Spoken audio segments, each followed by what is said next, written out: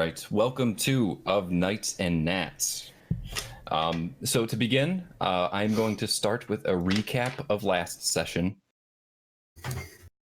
which I typically do just every week, and then we will head over to the narrative, and then we will dive right in. So previously on Of Nights and Gnats, the party managed to get Tef, a small child, to cast a runic inscription spell on Brock, Ren's friend, who was dying of ectogenesis. When he did, seemingly saving the young gnome's life, the earth began to shake. The great trench where the dead had been buried in Canvas Town collapsed into the depths below and released all of its contents into something. Something living, perhaps, something that called out to the party personally as it slowly began to form itself from the victims of the foul plague. The party nobly attempted to evacuate what they could, some in more risky fashion than others. Seth, Kevin investigated the trench itself, having the good sense to return to the party when his curiosity was sated for the first time ever. The party strategically retreated towards the gate with the disease immune acting as a front line, halting the advancing undead that appeared to have been forming from fresher victims in a showing of tactics I've never seen from my players before, catching me completely off guard. And then, of course, stopping the undead, you guys were able to return to the barrow gate that led into the city, and you convinced Sergeant Caden to risk opening the gate to allow you entry due to a lie told by Seth. We will see how that plays out. Once in the city, Seth had a new obligation to return Sergeant Caden's sister to him, one Sarah Haversham. A promise that he cannot accomplish legitimately before nightfall, 2 hours away. Or can he? The party headed north. You guys tried to find a place to rest. You encountered a hag named Fina the Wench, as she proudly referred to herself. She offered to guide you guys for some coin, which Seth grossly overpaid, which endeared herself to the strange, bald, unblinking man. You found yourselves in the market district, investigated a shop. While you were covered in wounds, bleeding, generally oozed. Also, one of you was a bear, but did a little shopping. I unbared for that, just for the record. Yeah. That's true. That's a new verb for us. Unbared. When you're in a shop in bear form, you become bearable. All right, we're gonna mute Michael for the rest of the session. Just no more of that. Ben, for next time, can we have a little soundboard with some buttons that we can have some sounds on command? You mean a wah wah wah for that one? Because that would be the zing. I think the phaser sound would be the best for a good pun. I could probably find those. Like, No. The air horns. Exactly. None of this. Anyway, continue. Very serious session. Yeah. Yes. So anyway, you guys were at Gottfried's God Tier Goods, which they were anything but God Tier, but he still tried to sell you some things. Before retiring at the inn next door, the Generous Skillet, you guys headed back to the wall to survey the lands out beyond. Here you witnessed a huge monstrosity that broke the mist like a whale in the sea. A whale made of ichor, mucus, blood, and gore. Chester. All right. So, please head over to Discord and join my stream, and we will listen to the next installment of Drea's narrative. Stream. Join stream. In.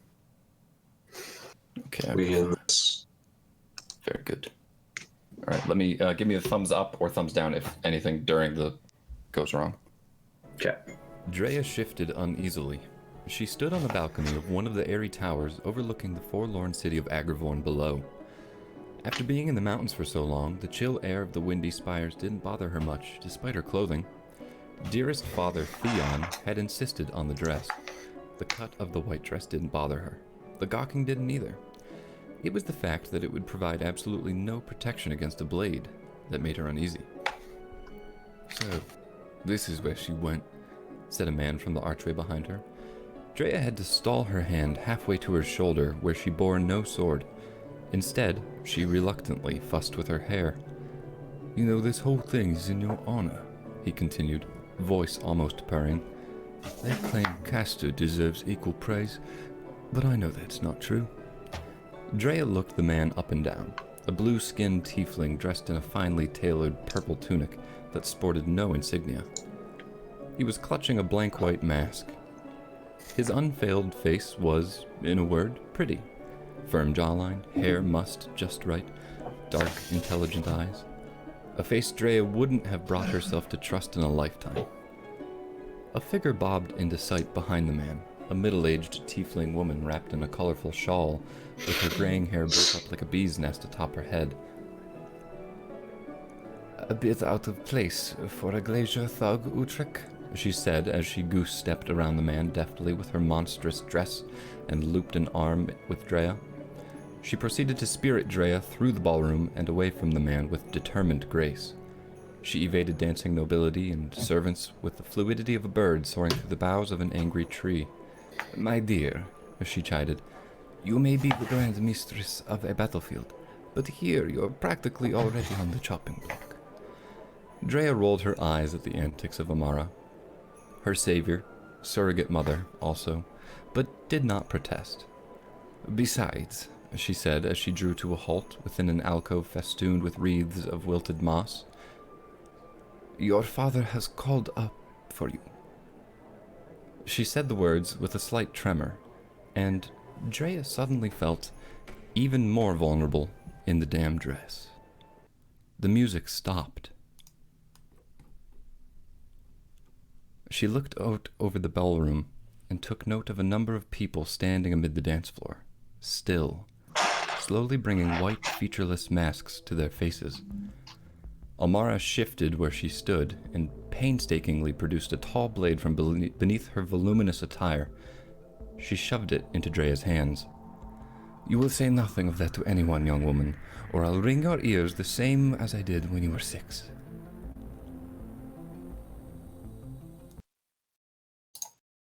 All right.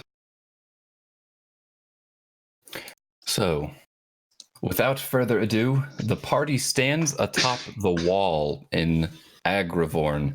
You are looking out into the mists, and below you see the beast that has submerged back beneath. So wherever that beast sort of travels, if your eyes are following it, you can kind of tell like the mists buoy upward over top it.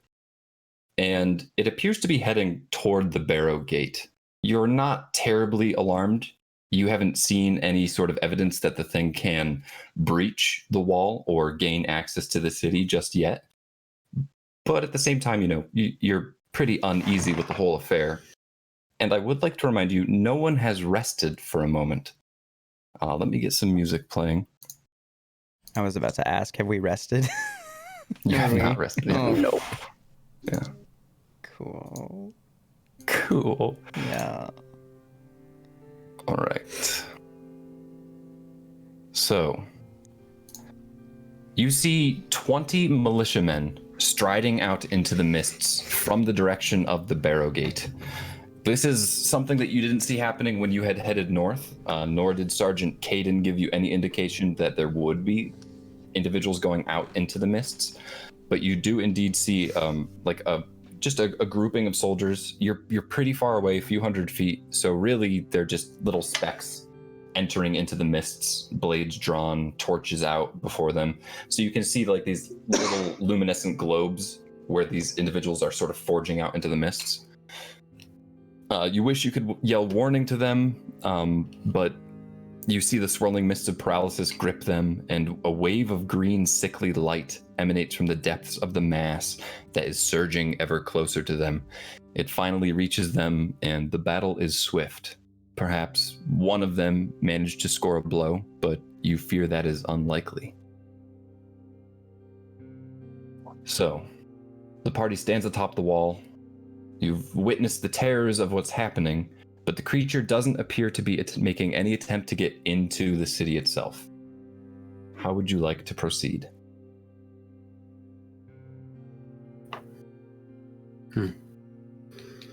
So it's far enough where we can see it, but it doesn't look like it's trying to get in at all. It doesn't approach the wall. Okay. Whoever seems to leave the city and enter the mists it approaches. Okay. This is kind of like you got to see its tactics almost. Gotcha. And we're fairly certain this is the thing that was the voice that basically challenged us and said, if you run away, I'm just going to get stronger. Yes, if that's how you interpreted the phrase that I spoke. Yeah.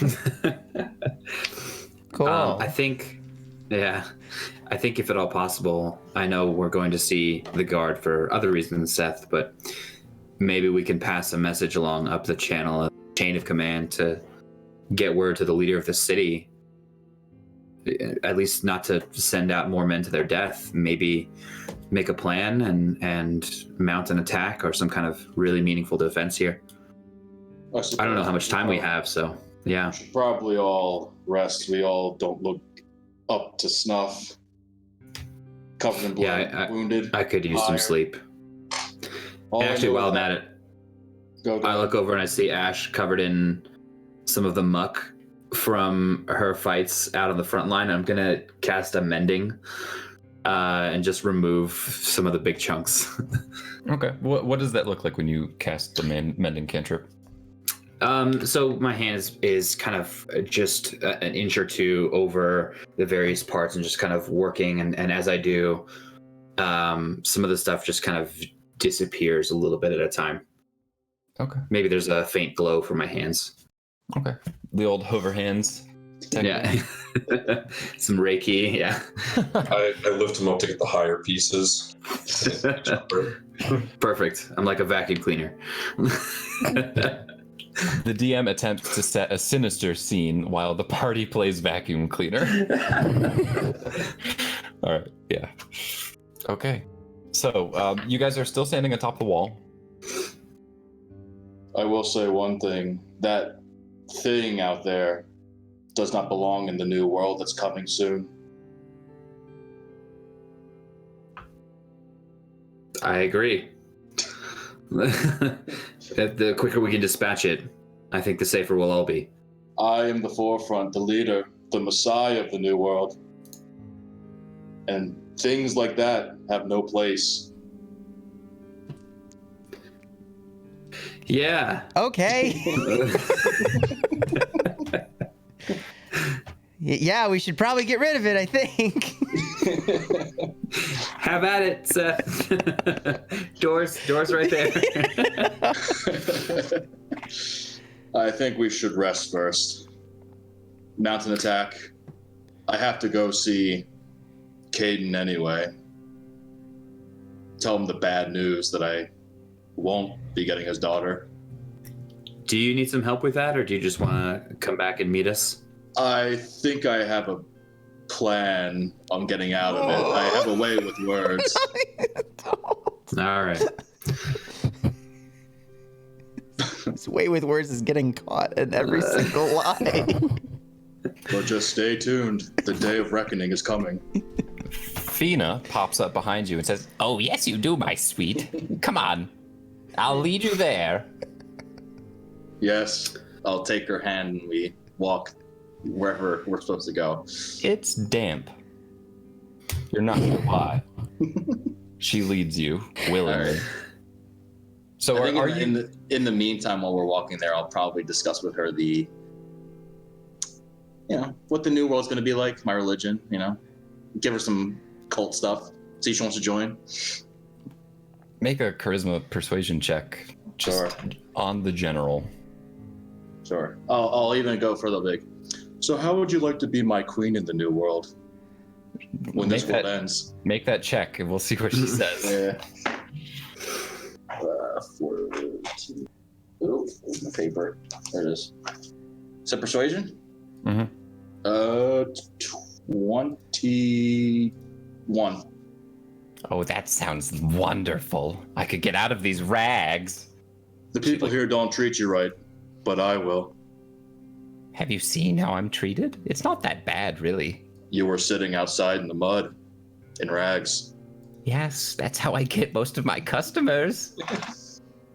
In the new world, you won't need customers because you'll be ruling over them. Come, let us go see Caden. Yes, let's go. Anyway, Scott heads south. what are the rest of you doing? Back to the generous skillet, I think. You guys all good with that? Yeah. A little We food or rest some sleep. there, or should we rest here at the wall? The creature doesn't seem to be approaching. I think we're okay leaving and getting a nice bed. And Ren's eyes are like kind of nodding off as I'm saying this. Kevin hands Ren a berry. I will take it and munch gladly. +1 hit Thank you, point. Kevin. Yeah, we got to get back before you nap, silly. Man, every time I have these, they're so good. Thanks, I made them myself. All right. So the party descends from the ramparts. You're back in the street, and you're heading northbound towards the market district once again. However, this time there is something. Actually, those of you traveling north, so everyone except for Seth, please make a perception check for me. 11. 17. I got a 19. 19. I got a nat 20. Oh! Hey! Couldn't save that for the combat. Gotta do it. Look, All right. But it makes sense with her being like a sentry. Yeah. That's, She's ready. All right. Bimbly, you notice high in the sky, up in the eyrie, where those towers are sort of jutting out of the mountain peak, all the way at the top of the city of Agrivorn. You see that there is, in the twilight, because nightfall is just about here, you see a grouping of large flying creatures that are slowly circling one of the peaks, one of those tall spire buildings. And there appears to be, since you got a nat 20, there's a space in their number. Like they're all equidistant. It seems to be some sort of a rite or, some sort of ceremonial thing. And it looks very intentional that there's a space missing. The rest of you notice something a little bit more obvious, that something is descending from the sky. And it's two of these large winged beasts, and they are bearing something between them. It looks to be almost like the back end of a carriage, but it's exposed, it's open, and they land right in the street. And the few people, like civilians that are actually in the street, they begin to just completely avoid it. They're going around it. They're doing their best to, hunch over and speed walk past, get out of there as fast as they can. Not in a way that they look to be terrified for their lives, but they are avoiding it. And someone steps out of it.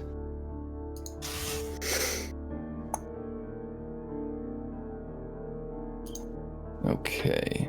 A seemingly ancient tiefling woman steps out of the litter, manned by the two wyverns. Kevin, you recognize the two winged creatures as something that you may or may not have participated in a brutal slaughter of not too long ago. And this older woman, she's dressed very plainly. Like, you haven't seen any tieflings yet in this whole city. And she came from very clearly all the way above, but she's not dressed very nicely. It's sort of like a servant's garb, perhaps. And she's hunched over a bit, and she has a cane that she holds out before, and she takes some feeble steps toward the party. And in her other hand, she has clutched 2 letters.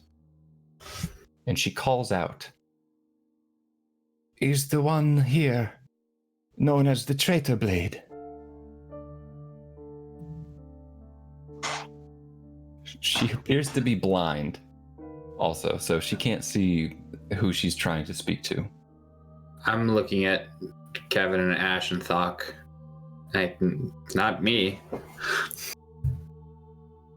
Or I. Who are you? My name is Amara. I'm Kevin. Hello, Kevin. We don't know if any of us are called the Traitor Blade.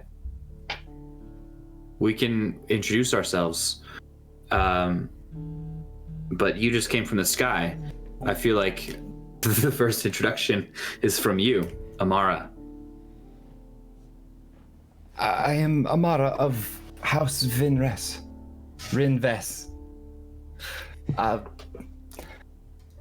I am a lowly servant for the glaciers. No one of consequence. But I bear for the party that has made it into the gates an invitation. And she holds out the letters. I'll take a letter. Just a letter or both letters, Bimbly? Ooh, are they both like looking the same? Nope. No, they're different. I'll take both. Okay. One is embossed and gilded, like very, very swanky stuff. The other, however, looks to be like a strip of paper that was torn off and something scrawled on it hastily. Can I read the strip? You may. After Bimbly has taken the letters out of her hand, Kevin just walks up and just puts a berry in her now vacant hand. Here you go. This is very, very kind of you, Kevin. I believe that's you, right, Kevin? Yeah, that's me, and you're Amanda. Close enough. He's not very good with names. I'm gonna obviously Bimbly's way taller than me, but I'm gonna kind of get on my if I can read along. Okay. Yeah, with her. I'll let him. Yeah, that's fine. I'll kind of bend down for him. Sure. The scrawled letter is in Dumayan. So unfortunately, Ren, you won't be able to read it. Okay. I'll just note that it looks like some of the other stuff I saw. Mm-hmm. However, the embossed, the finely gilded letter, it is very easy to read, and it's beautiful penmanship. It's scrawled out very flowery, and that reads, "Invitation to the Glacier Manse, High Tower for the Gala of the Fallen, tomorrow's eve." A gala. Indeed. I look at Amara and I introduce myself. Amara, I am Thar. What do you know of this one called the Traitor Blade? Only that I hope she or he leaves this place. It is forsaken here. Forsaken how? I do not hold these answers to your questions. I only know that my place in this world is limited and tormented, and that should not also fall to those I care about.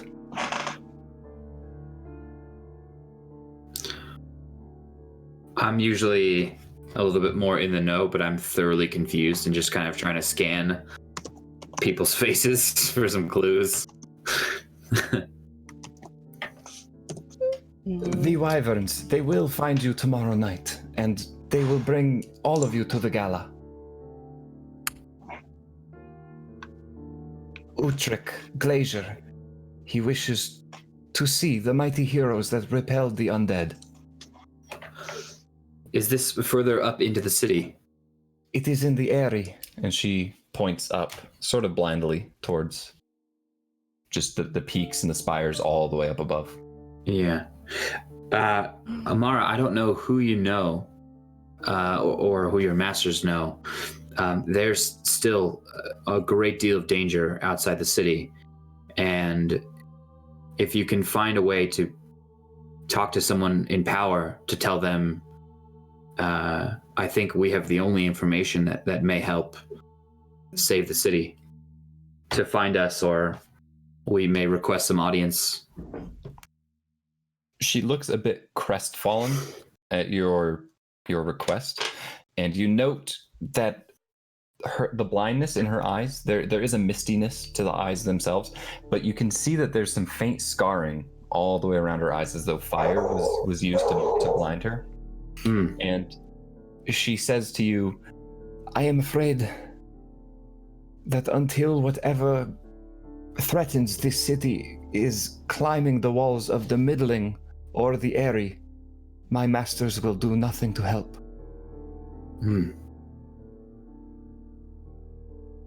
I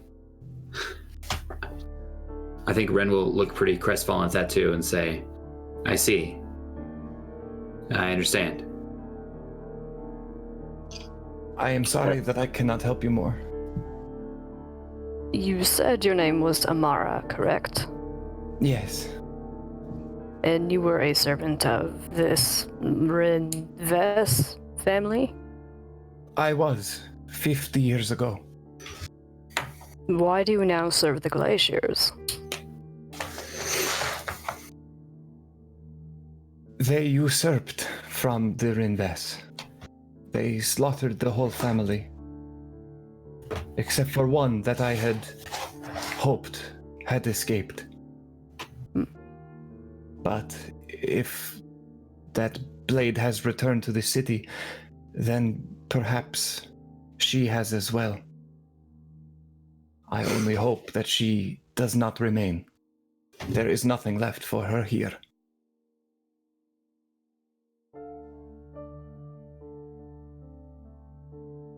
Well, I'm sorry for your loss, and perhaps somewhere out there she does remain. I can only hope this is true, and that she has found some happiness. However... Can I insight check Amara? Yes, you may. She says one last thing while boarding that the sort of the wheel-less carriage. She turns and she says, I only hope that she knows her brother yet lives. Anyway, perhaps I will see you all at the gala tomorrow. And she boards and the wyverns take off. What did you get on that, Ren? 21. Whew. Okay. You guys are high rollers today. Get it out before the combat. Say, we have that bad habit of like, oh yeah, nat 20 on my perception check and nothing. All right, I'm gonna bring you over to the other channel, Ren, just briefly. Okay. So bear in mind, for those in the stream, you will not be able to hear us briefly.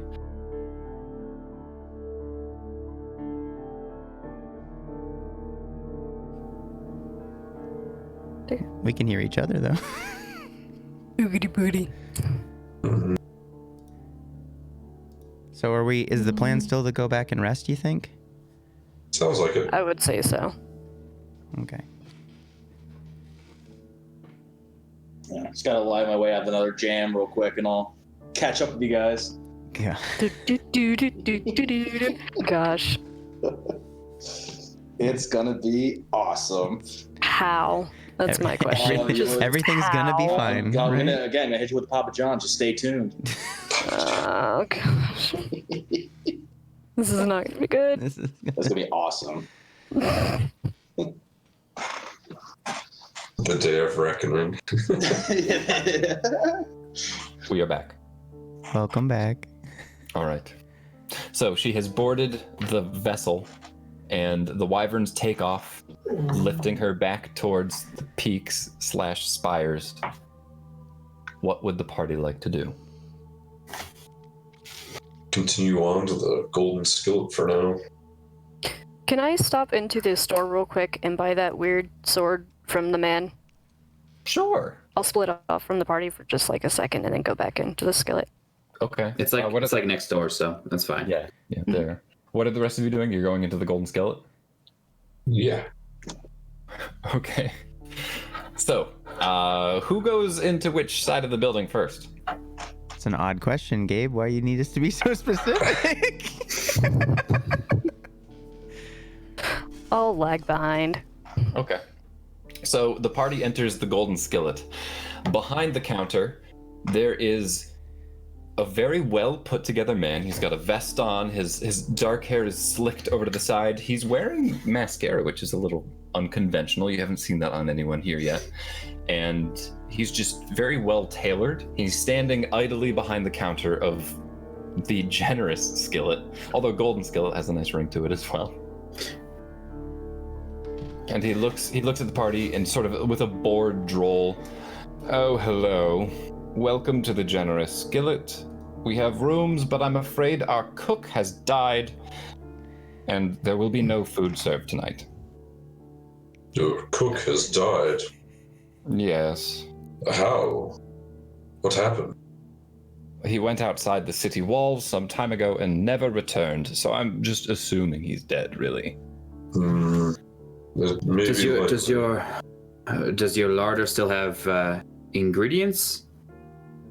I'm a little bit of a cook myself.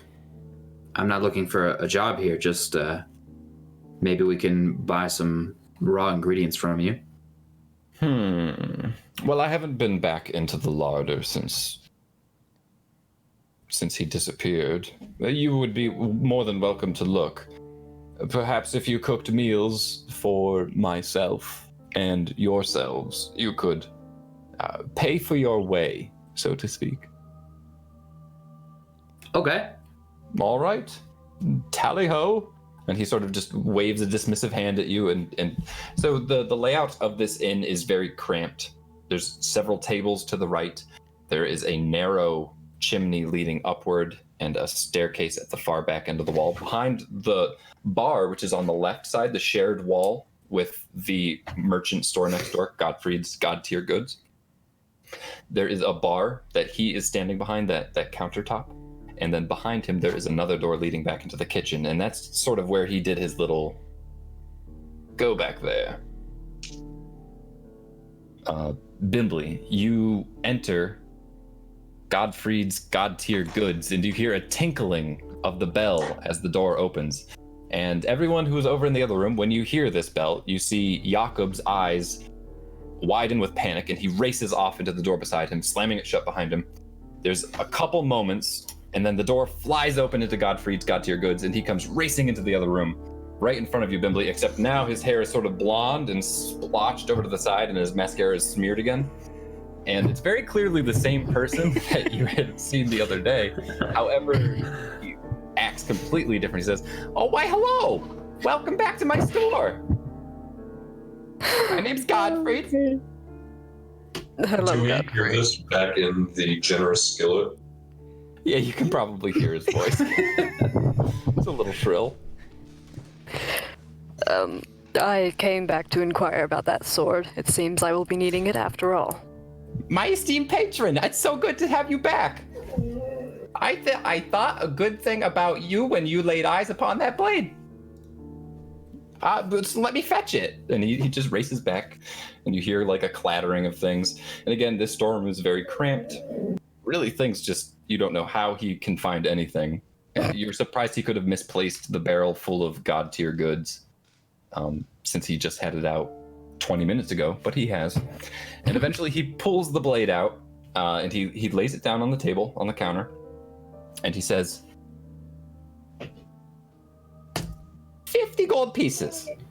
And he kind of bites his lower lip, like he's bluffing poorly. Can I just make an insight check just to like, sure, why not? Yeah.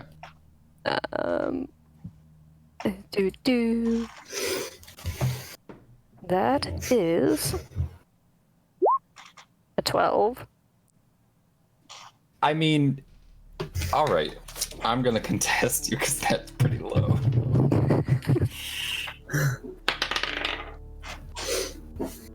Godfried is clearly lying to you about the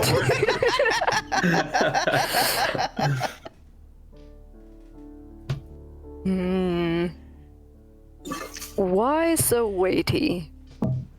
Well, you see, I got it off this really grand adventurer, and he was in a tough spot. I figured it was a great buy. I would be willing to go as low as 15 gold pieces.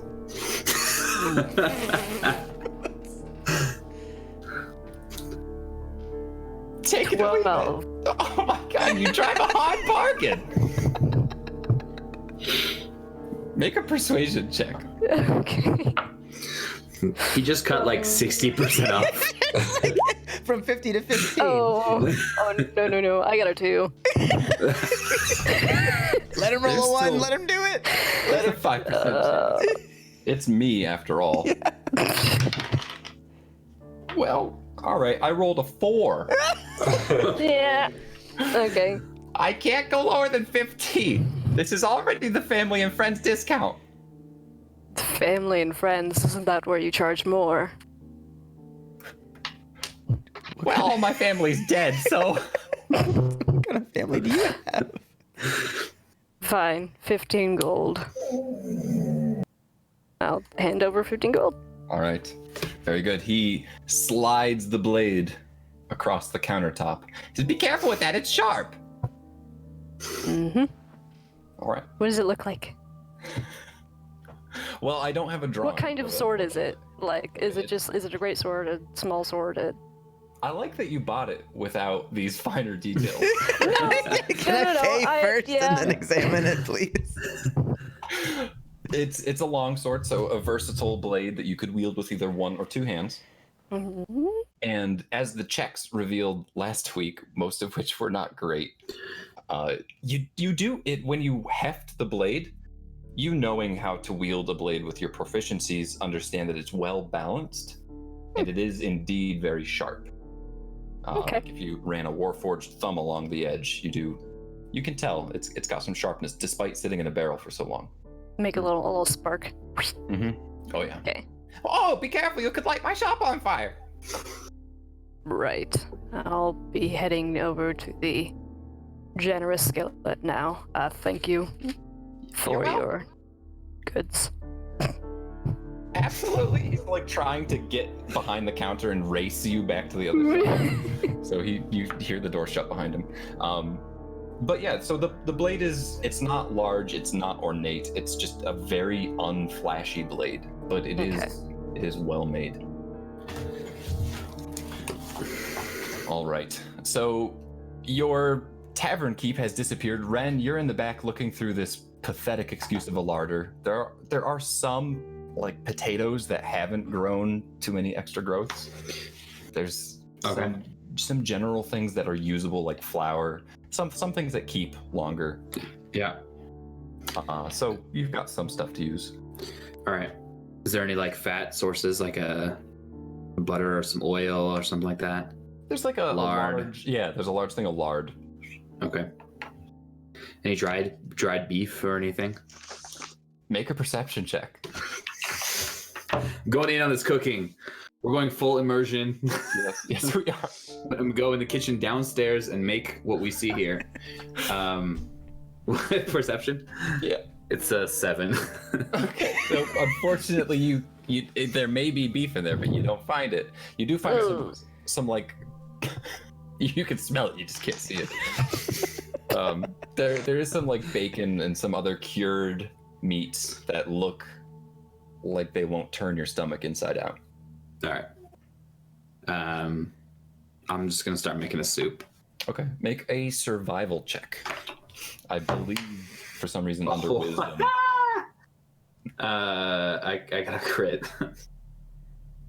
Okay, So, we're gonna revisit this. 21. 21. Okay. Yeah.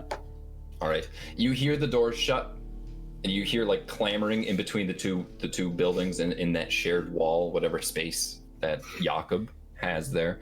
And then he bursts back out, and his hair is flipped over to the other side. It looks like the other side is dark, and his makeup is back on, and he's like panting very heavily, but he's staring at the party in that reserved demeanor that he had before. I apologize for that. I just had to make a quick sale. Would you like rooms? I have rooms upstairs. Yes, a room. Good. 1 silver a night. They're only 1-person rooms, I'm afraid. Is Bimbly in the room? Right? Yeah. So Bimbly has returned. It doesn't take that long. It takes him longer to refresh himself. Okay. Bimbly can just sort of say, I can sit in the corner. I don't need a bed. Or I'll stay in the hallway. It'll still be a silver, I'm afraid, if you're going to take shelter in this place. Fair enough. A silver a night keeps the sheets white. That's what they always say. Sounds racist as hell. Kevin wants to sleep outside now. We don't serve your clean kind. What's the conversion between gold and silver again? Is it 100 silver equals 1? 10. 10. silver. But what about Ethereum pieces? Guys, I don't remember. Highway robbery, that's inflation and predatory practices. I mean, do you guys have any? What is it? Platinum is I above don't gold. think Kevin keeps money. Yeah, platinum is above I'm gold. fairly certain. Ethereum is between gold and silver, I believe. Yeah, exactly. Yeah, it is. That currency doesn't exist in my realm. That's Okay, fine. that's fine. That makes We it don't have easy. to, just so we don't have to track it. Yeah. Kevin tries to give him a berry, just like, this seems. I'll give him 2 silver and say, this is for Kevin. Thank you for the tip. Kevin's convinced that the berry worked. What ales do you have here? We have the very finest ales in all of Agravorn. The house ale, which is just winterberry. And we have wyvern piss. Is that Literal. actual wyvern piss, or is this some silly craft beverage that I've never heard of? Well, why don't you order one and let me know? I'll order one. All right. One wyvern piss coming right up. Can I smell it first? If he opens up a Just- trap door to a really awkward looking. Never mind. A really weird looking tap. Fresh squeezed. Oh god. No. No wyvern glory holes, please. Please no. Okay. So I'll take the mug underneath my nose.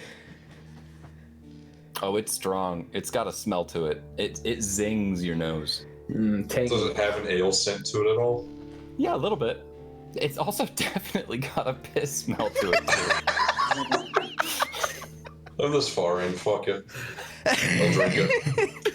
Half orc knocks it back. He watches you in amazement as you drink this. I've never. You know what? Your room's on the house tonight. I wouldn't advise drinking any more of that. It's usually used to clean wounds. Do I feel cleaner on the inside having drunk that? Do I regenerate vitality by doing so? I don't. I guess that would be an insight check. Am I cleaner on the inside? You feel more like a white sheet on the Or would that inside. be an investigation? It's just- Well, now that I have that out of the way, can I have a house ale to get the taste of wyvern urine out of my mouth? Yes, of course. And he slides a winterberry ale out from underneath the counter and on top. To be funny, I take a small sip and I spit out, oh, this is worse. I jest. It is fine. Very good. I would not like to disappoint a man with your palate. Anyway, so Ren is in the back. You guys literally, you hear just pans and pots clanging and banging, and you hear fires igniting and the sizzling of feasts. It's just everything's happening back there. baller. You know, and somehow Ren comes out with like these platters filled with foods that you're almost positive weren't back there. You did in fact find that beef. You're not even sure how you did it. You cut up some other meats and you mixed it with things, and it's just aromas are entering the room and filling everything. And the party can sit and eat. I suppose perhaps not Bimbly, but Ren, you have created a stellar feast. Instead of sitting at the feast, I'm gonna hand over my silver piece and head up to an empty room and start attuning my new longsword and bid farewell to everybody. Okay. I got work to do. Bye, Bimbly. Jakob, or Good night. I mean, Good night, everybody. if you sleep tight. If you don't, Jakob. sit still. Sit still. Have fun doing nothing up there. Cool. Can I have 2 more of those ales? Of course, but these are going to start to cost you. That is fine. All right. Actually, make it 3. Ren needs one as well. Very well. So it's just 15 copper pieces. That's right. I'm going to torture you and make you do all the conversions. What's the inflation? I'm literally just writing -15 on my sheet. Okay. I'm figuring that out later. So as you guys are enjoying, If you order 10 of them, the math gets easier. We can do it. I have proficiency on con saves. the king gets exhaustion during a long rest. Wake up hungover. YOLO! All right, so you guys are enjoying your feasts. The hard work of Ren back in the kitchen, the delightful winterberry ale. There's still a bad taste in Thok's mouth, unfortunately. Bimbly, you are upstairs attuning to your blade, and this will return us to Seth. You've been just talking off Fina's ear about how she could one day become a queen, and as you walk, you feel like she's growing distant. She doesn't seem to really care about these things, but she does still enjoy the sound of your voice for whatever reason. Or perhaps it's the weight of the gold that's in her pocket. Okay. But she leads you to the south, again, through that abandoned row, past Barrow Gate, which is now standing quiet. There's not even guards at it anymore. And she heads even farther south, and you're just looping around the outer rim of Agrivorn, and you come to the military row, and she tells you as much. And you can tell that it's the military row because the homes break off. There's no longer like residential buildings. Instead, there's training grounds, sparring rings, empty smithies, and stables. Perhaps they once housed life and creature, but no more. Instead, monstrous boarding house after boarding house along the exterior wall of the city is lined with windows upon windows, bisected by heavy breezeways. And eventually, one of these really, really large boarding homes is like the windows are lit. There are people milling about outside, and you can tell that they're soldiers or militiamen of some sort. Okay. And you believe this to be the CWJR, so the Joint Regiment offices. Okay. And Fina leads you to the breezeway that connects the two buildings, and you can see one very clearly is registered as Campford, and the other is registered as Waterford, the two ruling families. So outside, there are guards at either doors of the breezeway, and they're just like staring daggers at each other quietly. And I would like you to make a perception check. Sure. It's a 1. All right. What would you like to do? So you said there were like abandoned stables and stuff, right? Mm-hmm. All right. I'll actually go back there with Fina, and I'll kind of wrap up. So yes, the world is ending, and I was the chosen Messiah to bring everyone to the new world. That's terrific, my sweet. And she like puts a hand on your bicep. Yeah, I know I kind of lost you halfway through the walk. It's okay. It happens all the time. Yeah, I usually do the guiding. I'm the tour guide. You really talked my ear off back there. Anyway, I need you to do me a favor. Sure. I'll put a gold in her hand. Take this, buy yourself something nice, and meet me back at these stables in about 15 minutes. 15 minutes? You know it's nighttime, right? All the stores are closed. I just need a place to be alone for a little bit. I need to gather my thoughts because I may be going to prison. Very well. See you in 15 minutes. All right. Before you go, where can I find Caden?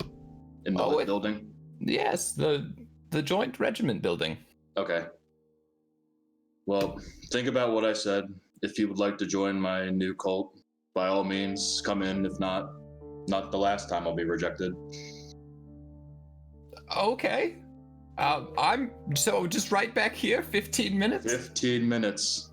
Anything more, go back to the generous skillet and tell my party that something bad has happened. I could do that. Will they pay me? I Kevin will not, but everyone else may. Okay, I can do that. Okay. Good luck, Seth. I don't need luck. I'm a demigod. Keep telling yourself that. She just walks off into the darkness Okay. to give you space for 15 minutes. So I'm gonna go in one of the abandoned stables. Look Yes. left, look right. Make a perception check. That's 2. All right. You see nothing. You're definitely in an abandoned stable. And I am going to use my disguise hat and use disguise self as Sarah Haversham. Very good. And I will walk out of the stables, make sure everything is in order, Okay. head up to the door. So you're heading to the joint regiment building? Where the Yeah, two where I guards think are stationed? where I would think Caden would be. Okay. And I will look at the 2 guards and I'll be, I'm here to see my brother. Seth sent me. In the best Okay. Sarah Havisham voice I can do. All right. So disguise self makes everything look Stacey different, doing right? the voice too. Please, God, make him do the Yeah. voice. So it doesn't affect your voice. I know. Okay. Do you have any features that I should know about? I'm gonna go as best as I can and try to remember what her voice sounds like and lie my way through it. Okay. All right. The guards give you a look. So this is going to be performance checks. Okay. Probably a lot of performance checks. All right. So just one to convince these guards that good. you are indeed a woman. Okay. Make I'll, that. Yeah.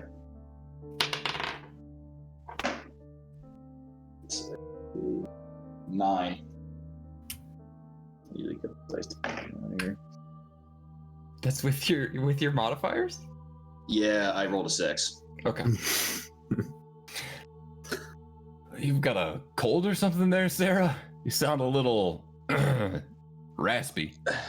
I've been dealing with the sick all day. I've been trying to shuffle people in from the sick ward outside the walls. Very Just doing stuff that Sarah Haversham does. Please, I have to go see my brother before he jails Seth. Well, hold on there. They sent out some men earlier, and they all died. There's a bit of an argument going on, and now that you're closer, you can hear like breaking furniture and a shouting match between a great deal of many of people. And the door swings open, allowing light to spill out into the breezeway, and a man appears, and he's sort of portly, a little bit older. He's got graying, balding hair, and he's very finely dressed. I don't think you spoke to Victor Atwall at all, but he appears to be here. He takes one look at you and begins to light his pipe, and he goes and sits in the corner. But he did leave the door ajar, and you do see Sergeant Caden inside. He's sort of standing sheepishly in a corner, Okay. as a lot of other more decorated officials appear to be arguing back and forth. Okay. He's Dearest going to Caden, I've returned. he doesn't need to make a perception check to try and find you. He looks over and immediately he recognizes his sister, and he smiles and he comes rushing out to see you. And I gotta stop him. Please, don't touch me. I'm sick. I've been dealing with the sick all day. first, make a performance check Sure. to try and disguise the fact that you are this man's lifelong sibling. It's a 5. I'm bombing right now. Please roll a 1, Gabe. We need. I must collect myself.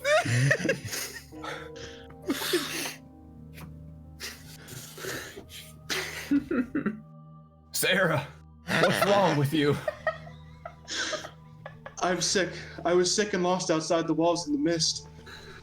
But Are you dying? This is not my sister. I might be infected. Make a deception check. It's my turn for a natural 20. 13. I don't believe you. Guards, Seize this imposter! And the guards do indeed walk forward, and they reach out arms, and they take you by the biceps, and they begin to pull you back towards the other building. Okay. Seth, as you turn, you feel something curl around the back of your neck, and it's not either of the guards. It's definitely invisible, whatever it is. You can feel a weight on your shoulder and the gentle beating of wings. And suddenly, as you turn to look at Caden, still with your disguise, you hear Sarah Haversham's voice, perfectly impersonated. Please, brother. It is me. I'm sorry, the illness. It was taking hold. I'm here, though. And you see Caden stop, and he says, Sarah, I thought we lost you like we lost your husband, Christoph. Oh. Please. Guards, unhand her. Allow her to go home. I'll speak with you in the morning. and the guards unhand you. I'll see you later. And I skip down the breezeway back to the stable. Your voice suddenly returns to the not real voice of Sarah Haversham as someone has desperately attempted to assist you. However, Caden just sort of shakes his head and re-enters the building where all of the angry officials are yelling at one another. As you head out into the street, you see Fina sort of nonchalantly leaning up against a lamppost, shaking her head. And she begins to walk. She just sort of gives you a curt nod and begins to walk deeper to the south. And you know that in that direction, the House of Mask, the god Mask, is in that direction. And her form begins to shimmer and change, the rags sort of forming into a voluminous purple dress. Her hair goes from gray to a shocking white ponytail. Her skin fades purple. And before you is Teresa Saffron. Oh, Teresa. Thank you. You are welcome. That was bold. I have seen better displays of lies. I haven't slept in a while. I'm covered in blood. I should have done this in the morning. I just need to get us inside the walls to keep us safe. Very well. Come here, Chip, she says. And when she says that, you feel whatever was on your shoulder just take off, and you can see the shimmering shadow of beating wings, and it lands on her shoulder and becomes visible. It is an imp. You know that some warlocks have the ability to cast voices through their familiars and such. And she, instead of taking you back towards your party, she heads to the south. Do you choose to follow her? Oh, yeah. Okay. Oh, yeah. Oh, yeah. Sometimes I think it would be so easy to get you guys to just walk off cliffs. Some of us even more than others, probably, Gabe. I think it's... Yeah. Dude, Yep. that was rough. Oh my Nothing God. over a 6. Yeah. I rolled a 4 on your 5, but with his modifier, he was just above you, unfortunately. That's fine. Okay, so she leads you to a courtyard here, and the cobblestones of the street end abruptly, as if the masons decided to stop working for no reason, leaving only dirt ahead of you. The buildings on either side of the street also end with the courtyard, all those military buildings and the residential buildings on the foothill tiers where the nobles live. It all ends, and you do see around the corner built into the mountain, sort of the edge of the temple, but you can't quite make that out from here. What you see instead is a courtyard before you, and there is a hedge maze, and it's surrounded by lit torches. There's no one in sight, but Fina the wench / Teresa Saffron begins sort of swaying her way toward the maze.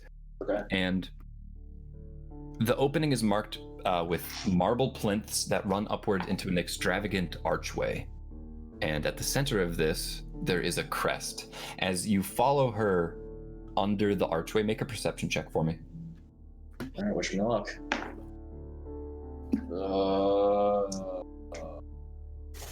9. Or no, 10. 10. Okay, 10's like the bare minimum. You notice the silhouette of a black eagle on the crest of the archway above you as you enter. And the moment you walk in, Teresa Saffron just vanishes from sight. And you look back, and it's just green. It's just bushes, hedge bushes. There's no archway, there's no way out, and you begin to just wander your way through this hedge. Okay. I kind of just look around and like, I wish she stayed. I have so many questions, and I want her to be my queen. Your thoughts are noted. I guess I'll kind of screw my way through the maze, I guess. Okay. Yeah, so you just work your way through the maze, and finally you do find a small courtyard at the center with a fountain and a masculine figure standing before it with his back to you. Excuse me, sir. He turns his head. Sir, I might be lost. I'm in a city that I do not know. And I was brought here by Teresa. He turns and regards you, and he says, "Indeed you are lost, Seth." And you recognize the face of Gilded Frost, the fallen celestial. And he says to you, "When last we met, I did promise we would be foes." But we don't have to be. "I'm afraid we do. But your But- goddess, But what? your goddess has intervened. She's cashed in a favor for you. I have a message." Very well. He says, "I have your father. Shar has intervened on his behalf. If you want to see him live, you will do something for me. A boy named Tef. You will bring him here. Alone. Do not tell your party. Do this, and your father lives." It seems as though I do not have a choice. And Char has always looked out for me. I mean, not for the last couple of minutes, but you know. If not for Shar, we would have your brother as well. Him and I are in good favor right now. Or really ever, but my father's the only other really living relative that I have left. He showed me nothing but love over the years. I will do anything for him. Very well. So, Shar's message to you. And it's just like a voice ringing in your head, and it's sort of an icy toned voice, nondescript, not really, you've never had a face or a body to put to it, but it just says to you, "I have granted you the greatest of my boons, child. None should listen to a word upon your honeyed tongue, yet they do. Fleeting acquaintances will cherish your lies, but take care. Those you wish to befriend will never trust you. Wrap yourself in darkness and forget them. Your path is to be alone."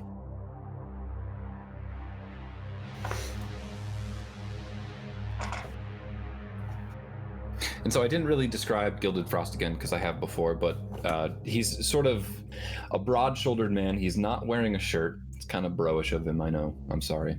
But his eyes are blazing blue. He's got short, cropped hair, sort of military style. At his side, he has this heavy flail.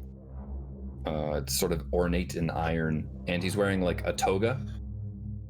And you do note that the wings that he sported before, they were sort of ethereal and shadowy. At this point, he's just embracing the fact that the wings are broken and shattered and twisted and broken and bleeding. They're just menacing. And he takes one look at you and he says, "I am true to my word, Seth. We are still foes." And he casts a spell. Do you have any reactions you would like to take? Oh boy, I don't think I do. Let me check.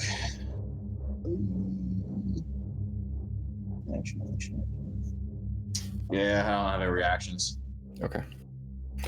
All right. A cylinder of light appears in the entire space, the entire inner courtyard of this haze midge. Make a Constitution saving throw, please. Sure. We'll pass the time eventually. What was that? 15. Okay.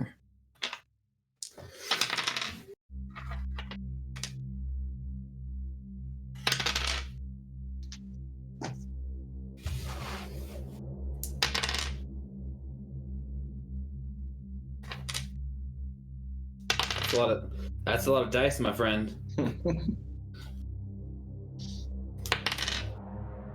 You take 40 radiant damage. I'm down. Your world goes white then black. All right. You are unconscious. And Gabe killed Scott again. As I'm going down, I'll see you soon again. I am ever living. And I pass out. All right. Yeah. Seth, you do feel someone pulling your body away. You aren't just dead. He hasn't killed you, but he definitely wanted to incapacitate you and then make his escape. But you do feel the familiar hands, probably of Teresa Saffron, pulling you to safety. And we will return to the party in a happier place. Drinking, being merry, enjoying each other's company, except for Bimbly, who is attuning to a sword upstairs. All right. So what have you guys been doing at the table? Are you just going to... is there anything you'd like to discuss with each other? No, but I hand Kevin a second drink because I know he's kind of funny. Kevin just handed him a thing. He trusted 100%. Let's go. Well, which kind of a drink was it, Thok? It's an actual ale. It's not the wyvern piss. Well, wyvern piss is an ale. It's just... It has wyvern piss in it. You don't know that for a fact. You said it tastes like urine. Well, yeah. I mean, there's no FDA here, but... All right, yeah, Kevin, you slog it down. Would you like to make a Constitution saving throw for me? Sure. All 80 pounds of you? It tastes like happiness. Con save. That's an unnatural Kevin. 20, 18 plus 2. Kevin is... He's doing good. Yeah. I pat him on the back. Go ahead. I'm just living life right now. I'm happy to be here. Good times. Kevin's getting bubbly. He's not looking sickly at all. It seems his repeated exposure to these beverages is enhancing his ability to enjoy them. Crazy how that works. Yeah. I'll take another for myself. Okay. All right. Is Ren drinking one too? I'm drinking, but I have like a list out of like everything I'm doing, and I'm just gonna like try to go down my list with these guys that are getting increasingly buzzed. But yeah, I'm just drinking and eating and getting very tired. Okay. Also, I do have a picture of... I'm just going to put it up on my camera, but this was Gilded Frost. Oh. Stat block. Don't mess with me, bro. He works out. Yeah. Gonna catch some gnarly waves. Oh, yeah. Who wants a piece of this flail? Oh, supplements are bae, bro. Come on. Anabolic window.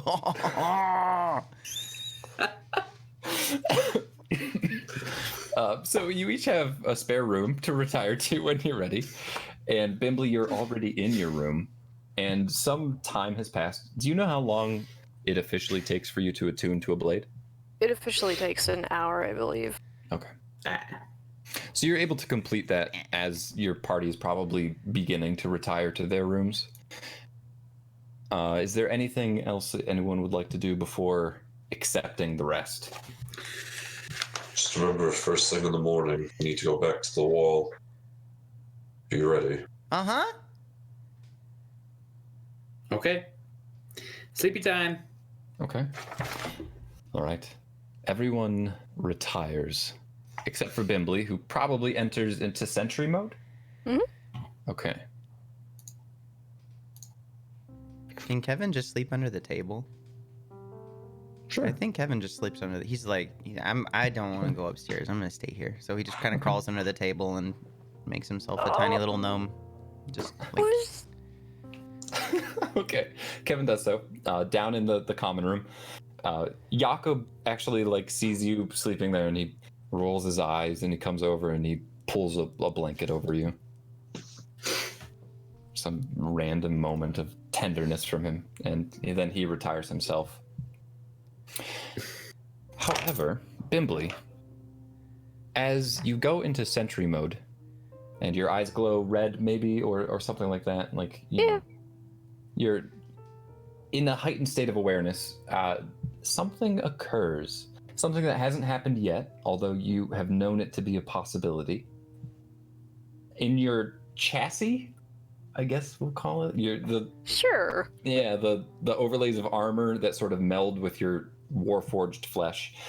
The Oblex creeps out, and this greenish ooze creature sort of sidles out of like a compartment on your side, and he begins to form, and he becomes a person. A pink-skinned tiefling stands before you, and you do recognize him to be the form Castor. And he looks at you with eyes filled with wonderment for a moment, and he says, Are you in there, sister? You are not real, Caster. I am not actually Castor, it is true. But I have all of his last memories.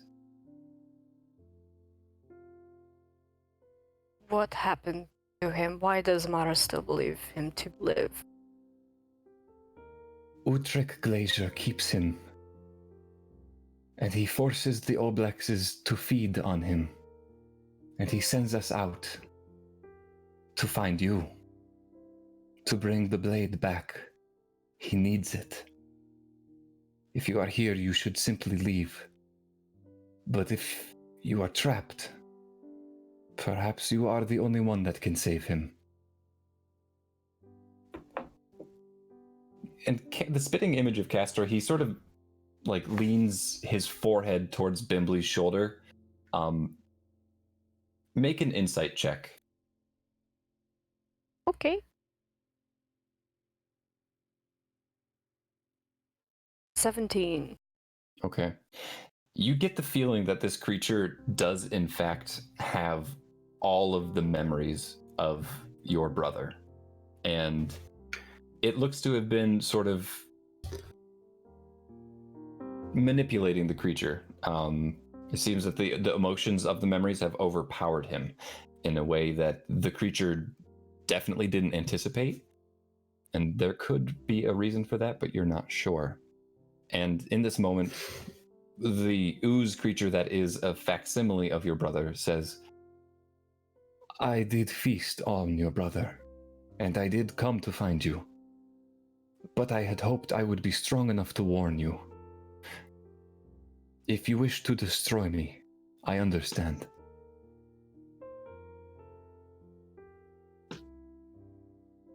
There is no place for me to make decisions about what is in life and what is in death. You will live however you may want. The only thing I ask is do not tell the glaciers I am here. I will not, but I do fear that they already know that you have returned. It was a long shot. May I still accompany you, for now, to see this through? Sure. Not much else that can be done. I'm dead. very well. All right.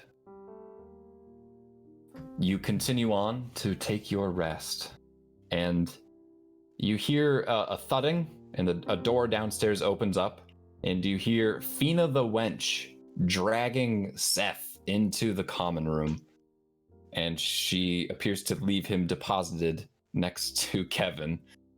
Kevin, nothing about this is stealthy. You are welcome to wake up and interact with the scene if you would like, or just sleep through it. Nope, Kevin's up.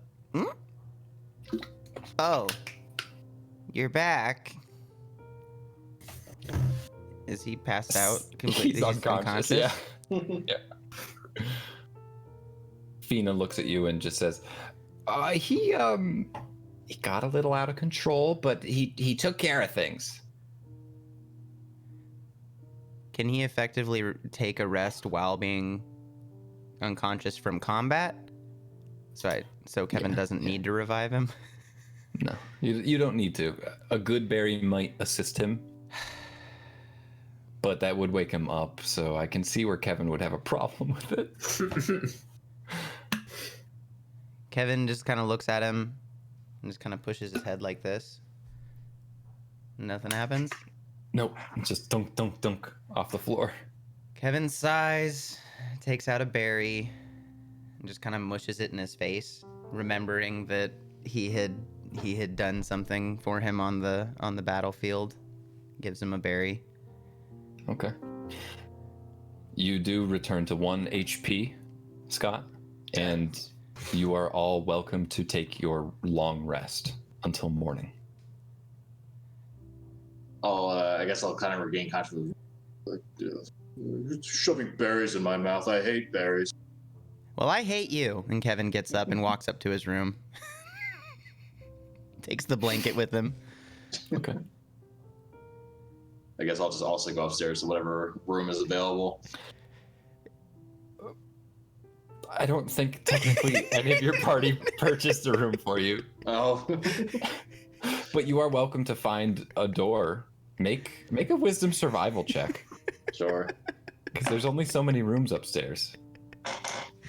Wisdom survival. That is a 13. 13. Okay. All right. I will let you choose which of your party's rooms you would like to enter. Yeah.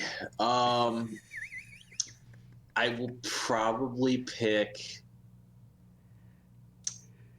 Ren's room just because he's smaller. We have a mutual understanding. Like, we're not enemies, Of my but we're also not size? friends. Yeah.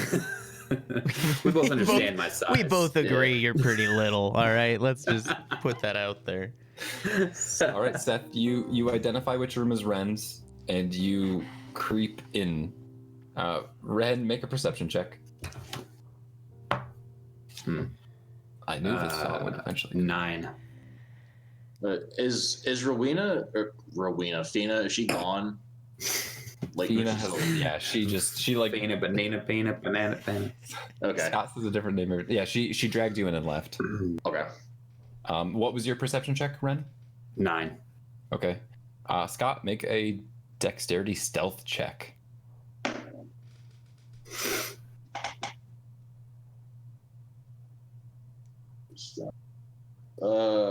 6. You just can't win a competition. Anyway, Ren, the door opens. Seth enters. Why was this planned? Why did you have this queued up? I just happen to have the soundbite here, so don't worry about it. Ren, I'm sleeping here tonight. I died and came back to life again. I'm freaked out, and I grab my focusing element. Before recognizing that it's Seth, and I say, oh, geez, you are very lucky I didn't booby trap this room. I mean, even if I died, I'd just come back again. Over and over and over again. I am ever living. Just go to sleep. I just need sleep. And I'm just gonna roll over toward the wall. Okay. Good night, Ren. All right, and with that, we're going to take our 5-minute break. Jesus, Gabe, how do you have this ready? It's part of roll 20. Oh my god. I just That's- want to say, if you were smart, you would have chosen the Warforged, which doesn't sleep and doesn't go to bed. Just saying. I think that music should be entitled like the Bard track. That's a straight up elevator out of like a 1950s. All right. So 5 minute break. Yeah, if you guys want to, I'll mute the chat, and just when you guys get back, everybody get my attention and we'll be good. Guys, someone wanted to know what Scott's relationship was with Teresa, and I think that was a session 0, something that I didn't actually witness, so I couldn't answer the question for him. I mean, as far as I'm concerned, I don't know it either. I think she was just, we met her at the outskirts of the town.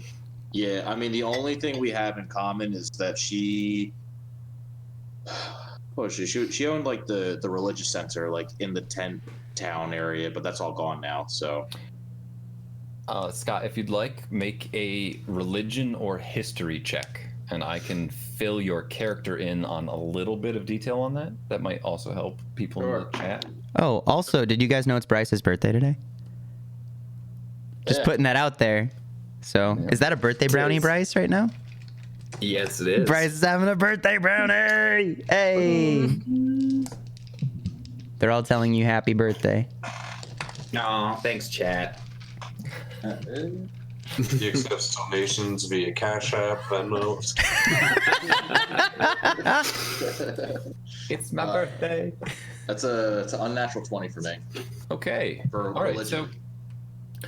So on a couple occasions during the game, Teresa Saffron has uttered or sort of left behind the phrase in some of her books, and Bimbly was witness to one of these, that those with many faces should tread lightly. Now, what that means for someone that worships the god Mask, god or goddess, is that it's a kind of like a brotherhood. They take care to assist people who have hidden identities. So she spoke specifically to a member of your party, and she has now also tried to save face for you the moment that you have donned a second identity. Oh. The DM does think of stuff. Yeah. Light bulb. Basically, because I use Disguise Self, she's all like into me now. I wouldn't. Into you. Sure. She's into me. I mean, she doesn't know it. She's into me, though. I mean, your other personality has to be Sarah Haversham forever now. I'm kidding. You don't. That's not. All right. So, without further ado, the rest completes. Back into the game. Yeah. Hiding you. Various... Goodbye again, chat. We'll see you at the end. Behave yourselves. No more weird feed accounts, please, Angie. Come on. We're good. All right. Okay. So you have completed your rests. You are restored. Spell slots, health, etc. Don't forget to also add half of your level worth of hit die, as that can be easily overlooked. What would the party like to do as you all reconvene down in the common room? Jakob is nowhere to be found. He has not yet stirred or awoke. Apparently I'm on the hook for food, so I'm gonna go make some breakfast for everyone. Okay. Give me another wisdom survival check. At least for now. Oh, we'll see, because it's a 6. All right. Last night's feast was so grand that you really cleaned the place out. This morning, you kind of had to, you only had the second, the reusable lard left over. It had already been used, and it's kind of like, it's a little gross. And all the bacon was gone, but there was still some of those potatoes with the weird growths on them. So you're like, we can try and whip up something.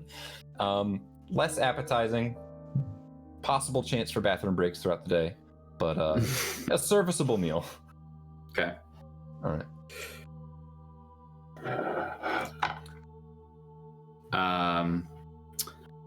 Well, Seth is in my room, so maybe we'll start there.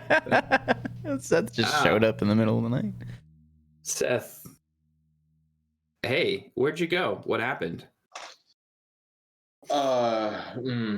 Well, I had to talk to Caden. I smoothed things out. I told him what he didn't want to hear, in that his sister's dead. You know, I was thinking at some point we may need to go back to Caden and see if he can find some of his higher command to fortify some of these troops to mount a defense, but I'm sure that's in at least a few days. I'm busy then. All right, well, I'm gonna check on that. I was good until he's Say, throwing out the... do we know that he's making this crap check. up again? Make a Contest deception. Make a deception check, yeah. And then, I guess, whoever you're speaking directly to, or the party can assign someone to make the wisdom insight check. Are they just in Ren's room right now? Is that the case? Yeah, I think so. It's a 14. 22. Okay. Ooh. So, Seth, you've told Ren that Caden believes his sister to be dead? Oh, there's no way this yeah, could possibly be wrong. I told Ren that I told Cade that his sister is probably dead. Okay. Yeah, and that he's busy whenever we have to go back to see Caden. Yeah, the second part you're a little skeptical about, but yeah. Yeah, okay. All right. Well, I'm glad you got that all sorted out with. Yeah. There's some breakfast downstairs if you need some, and I guess I'm gonna hopefully check out the Inventors Guild today. I would love some breakfast, and I'm sorry I can't help you with Caden. He's not a fan of me still, but who can blame Well, him? that's all right. Yeah, I understand. That you do. And I'll just kind of to the shadows of the hallway and eat breakfast. Little subtle All shade there. He's not a fan of me. Oh, I get it. I know. He's not. You're not surprising anybody there, bucko. I mean, he really would with You all ever the have a shit that character went with high down. charisma that everyone hates? We're walking that fine line, man. It's me, Seth. All right. So the party is I'm assuming now all together downstairs. Is there anything else that anyone else would like to check out? Actually, well, maybe the shopkeep, who is also the owner of Gottfried's God Tier Goods, can buy this stuff off me. We'll take care of that pretty quick. Seth, do you still have that glaive that we got a long time ago? Just the handle? I do. All right. I mean, if Gottfried's awake, maybe I'll go try to sell that real quick. Here, by all means, take it. Money will mean nothing soon. You know, world end and Yeah, all. you keep telling yourself that. Seems to, at least it helped you out last night. By some miracle, it did. And young Kevin, as much as I hate berries, thank you. Mm-hmm.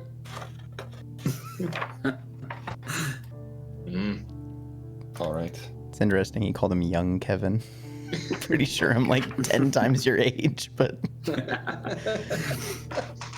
Bimbly, how does that sword feel in your hands? Quite balanced. Does well. Excellent. Bimbly does not have his other sword on him, by the way. It's just the new one. Ash, could you message me and tell me where the other sword is? Yeah. Okay. All right. So, what do you guys want to do? All right. So, Ren, are you heading over to Gottfried's God Tier Goods? Yeah, while everyone's having breakfast or shortly thereafter. I'm guessing it'll only take 10 minutes. I'll Kevin go will with go with Joe. Ren. Yeah. Yeah, come on, guys. Let's go buy or sell stuff. Have we slept off all the effects of the alcohol? Yeah, you're okay. Okay. All right. So the party heads outside, loops around. You try and open the door, but it's locked. You shake it, and you hear the tingling of the bell. And a moment later, you hear. Well, actually, I'm gonna give him a dexterity check. Yep, you hear someone fall down the stairs inside. Roll the 4 again. Down the stairs inside of the inn, and then you hear the shared wall doors open and shut, and you hear like someone jostling around and cursing, and then finally the door opens and he whips it open towards himself, and you hear the tingling of the bell again. He says, "Welcome, adventurers!" Good evening. Hey, Gottfried. Hello. What brings you? What business do you have to do with me? We're here to sell you trinkets and other meaningless things. Well, these are more than meaningless, and I'll take the glaive from Seth and put it down on some table of sorts. Okay. This we got from an Oni outside the city. See its craftsmanship. I will now witness the craftsmanship of this fine instrument of war. It indeed looks fine. I will offer you a market value for this. This is just the glaive, correct? Let me also just throw down the... What were they? Electrified crystals? You know, I'll hang on to those. Who knows? We're going to the Inventors Guild anyway. I'm gonna give Godfrey these electrified crystals. Oh, what am I to do with these? I'll actually also throw down the gold ring with obsidian in the middle that I got from that pile in the mushroom. Okay. This appears to be a very fine piece as well. I will offer you 20 gold pieces for that ring. Come on now. Do I look stupid to you? I know it's more than that. I only have about 50 gold in the shop, and the rest is really going to that glaive. Can I get an insight check? Yes.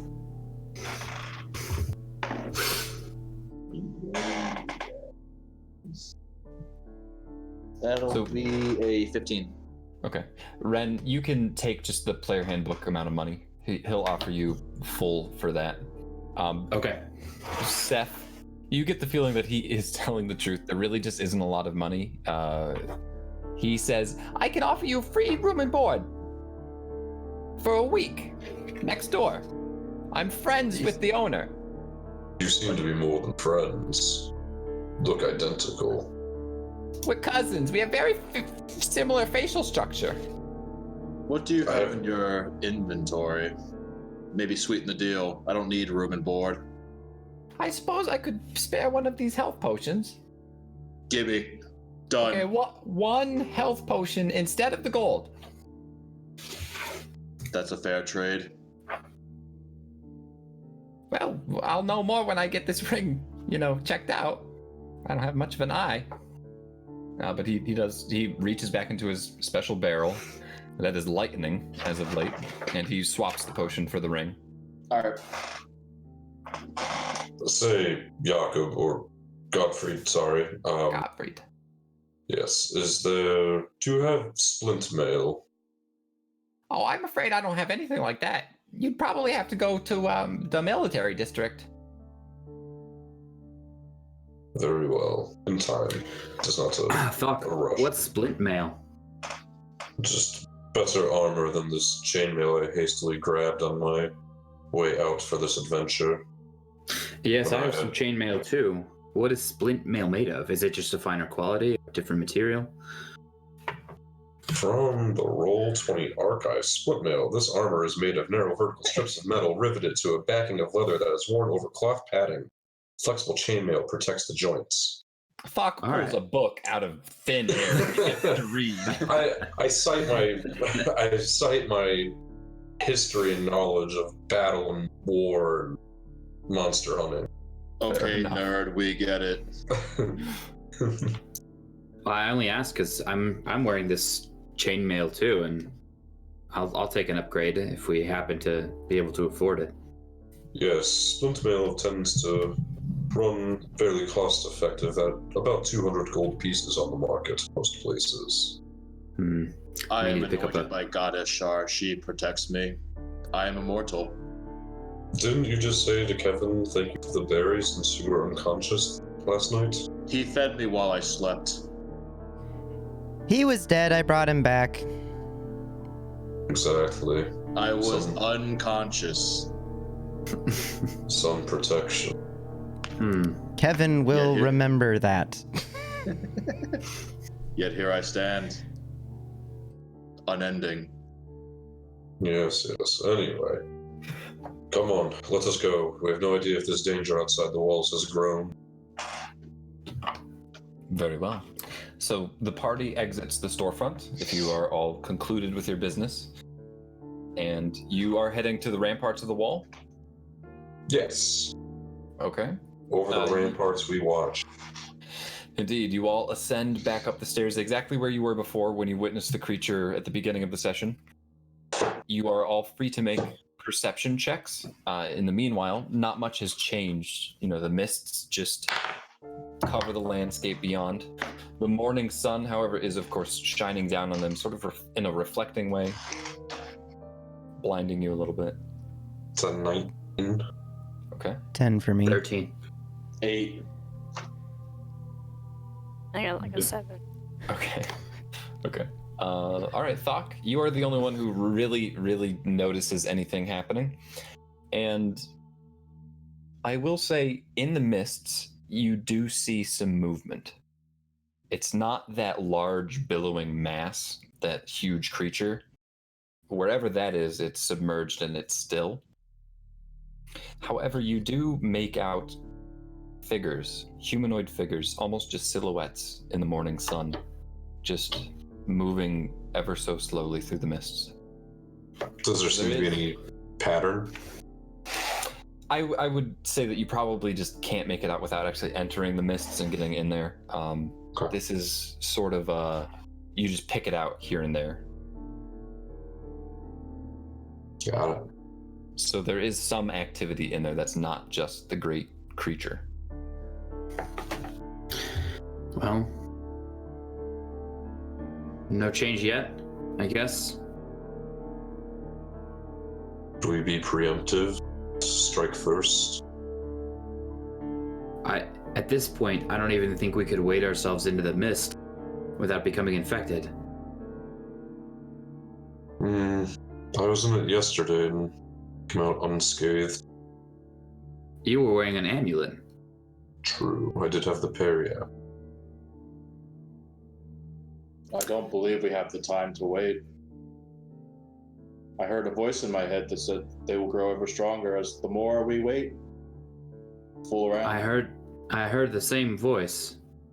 And yet, it's death to just walk in that mist.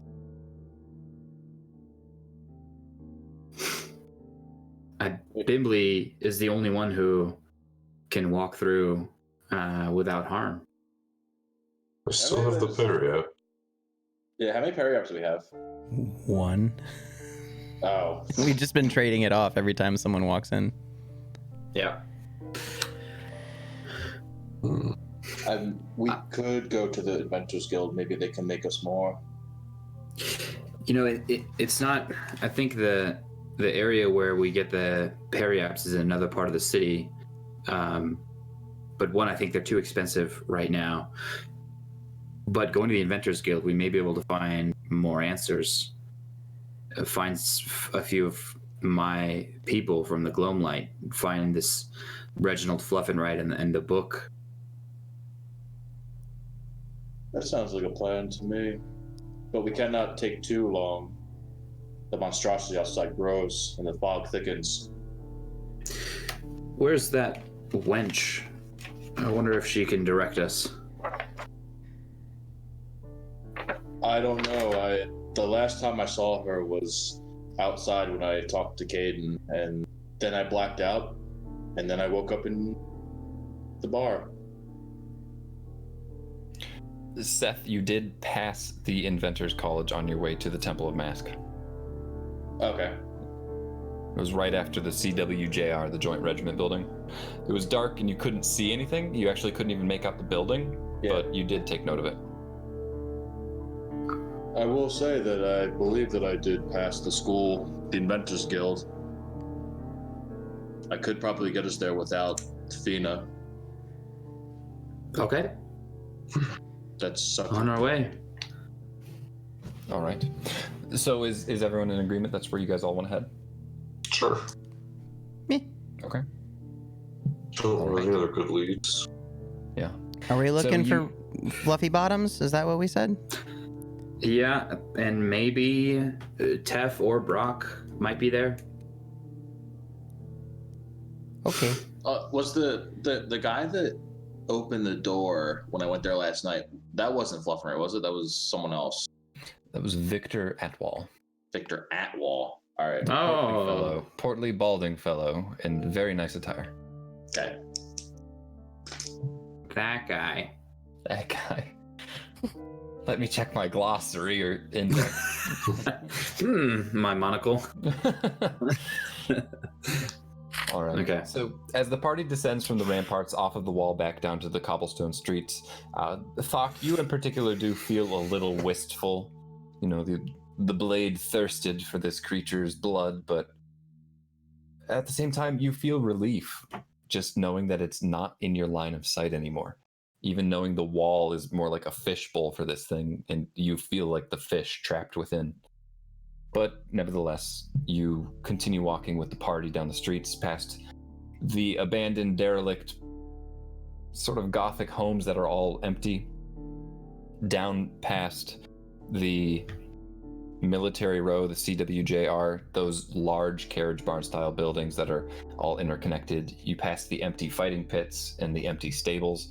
And again, you get this general sense that this town is just a shell of what it should be. And the fact that what's going on outside is definitely not going to help real estate. You pass the trade gate, which is an old gate that was barred. Scott, some of the stuff that you didn't see just because it was nighttime. This looks to be a large city gate, more of a standard, unlike the Barrow Gate, which is really just like this strange contraption. But this one, it's completely boarded and sealed. For whatever reason, they stopped using it. Beyond that, you do pass another row of abandoned homes, and then you come upon the Inventors Guild. And you realize why you didn't take great note of this. Now, beyond the Inventors Guild, you do see the Courtyards of Mask. You do see what you think looks like the edge of a hedge maze. However, it doesn't look exactly as you saw it last night, but you don't need to share that with your party. Okay.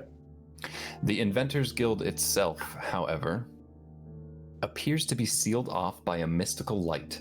Some sort of enchantment surrounds the building. Now, the building is like a block. So this strange sort of iridescent pink, think like a soap bubble, but you can't see through it. It's got like that strange sheen to it. Yeah. So this large bubble is just containing this entire block, and there's a post that's pounded into the dirt in front where it looks like a pathway would lead to it. But aside from that, you just can't see what's going on inside of it. Have I seen this kind of magic before? Make a history check. Let's see. I mean, I think technically you would remember, but 25. you have always on a much smaller scale though, like a magical circle, like maybe 30 feet at most. So whatever's going on here is the work of multiple adept magicians, and it's probably like a permanent enchantment, like they've literally drawn the runes into the earth itself, probably to make it work. Okay. All right. You are welcome to approach the sign. Yeah. Okay. Ren, you get there first, and it says, it's like scrawled on there in charcoal. It's very large lettering. It looks very sloppy, kind of like doctor's handwriting. It says, "Immune patient experimentation occurring. Please stand by. Knock for entry. Ultra red clearance required." I don't remember having any ultra red clearance. Well, let's try knocking anyways. I could try and get us in and say we have free clearance. Kevin just but- knocks. Kevin hears Seth start talking and just goes up and knocks. Kevin approaches. a voice echoes out through the wood itself in a very peculiar way. It's like a magic mouth spell, kind of. There's some sort of enchantment just layered into the wood, and a voice comes out of it. And it says, "Who goes there?" Hi, I'm Kevin. "Hello, Kevin. I would please ask you to keep off of this channel, unless you have ultra red clearance." Can we come in? "Do you have the ultra red clearance?" No, but we should be able to come in. "You make very compelling argument, but I'm afraid I cannot let you in. Please? You're very well mannered as well. It's gonna take a little bit more than that." Can we hear this? Pretty please? Yes, everyone can hear it. We're adventurers. We are trying to take care of the problem with the mist outside of the town. "Well, that's all good and well, but my name is Reginald Fluffinright, and I am trying to do work on a patient." Reginald, we're looking for you. We were sent to find you from a few people who knew you on the outskirts of the town. You I've been over by the Forge of Invention with Terrence. "Terrence Stilling stole my work." Well, guess what? I took care of that problem for you. I've got it here for you. What do you mean you took care of it? In fact, he sent me here to find you. With my work? I think I have it. I have some work. You don't sound very convincing. Yes, I've got it. Do I need to call for a deception check? No, I have it. Do we need to call for an IRL deception check? Is Bryce just lying the game now? Bryce is Yep, I totally have that. I got that. This is Inception. Well, because I believe the two guardsmen that Kevin followed took the book when they ransacked the Inventors Guild. Or I'm sorry, the Forge of Invention. So Okay. I don't remember that. technically, So I don't have it. You are Yeah. lying, but you might. I mean, you have a memory. Just on the page. You have You the have a- page. Well, I believe you gave that back to Terrence, but you do have it memorized. Yeah, I can copy it down for you. I've seen it. We spent a whole night studying the page, and in fact, I may have something better for you. I have some samples of some things that might be in that book from down in the gloom light. Now you're cooking with pristine lard. Almost said castle. So that I think that will suffice as ultra red, maybe even ultra blue clearance. All right. I'm going to let down the shields just for a moment. Be prepared to board. You guys ready? Yes. All right. The iridescent shield does drop, but you hear like a whirring, like it's just about to come right back up. So you sort of all scamper forward together, and you're standing on the front lawn of this peculiar building, and it is a sight to behold. It looks kind of like what you would expect an Inventors Guild to look like. It's 3 buildings sewn together by a mad architect. The base is like a squatty long brick building with very old school conventional square windows, and then the second level becomes this amalgam of the Gothic style that you've been seeing, the tall narrow windows with all the ironworks, and then the very top itself is a peculiar sight. There's a lot of scaffolding. It looks like something has recently been destroyed or perhaps is being rebuilt.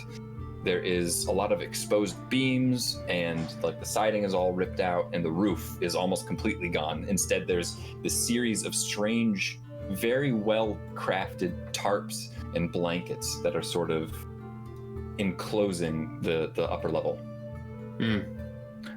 But if you follow the path, you are led to large double doors that would lead inward.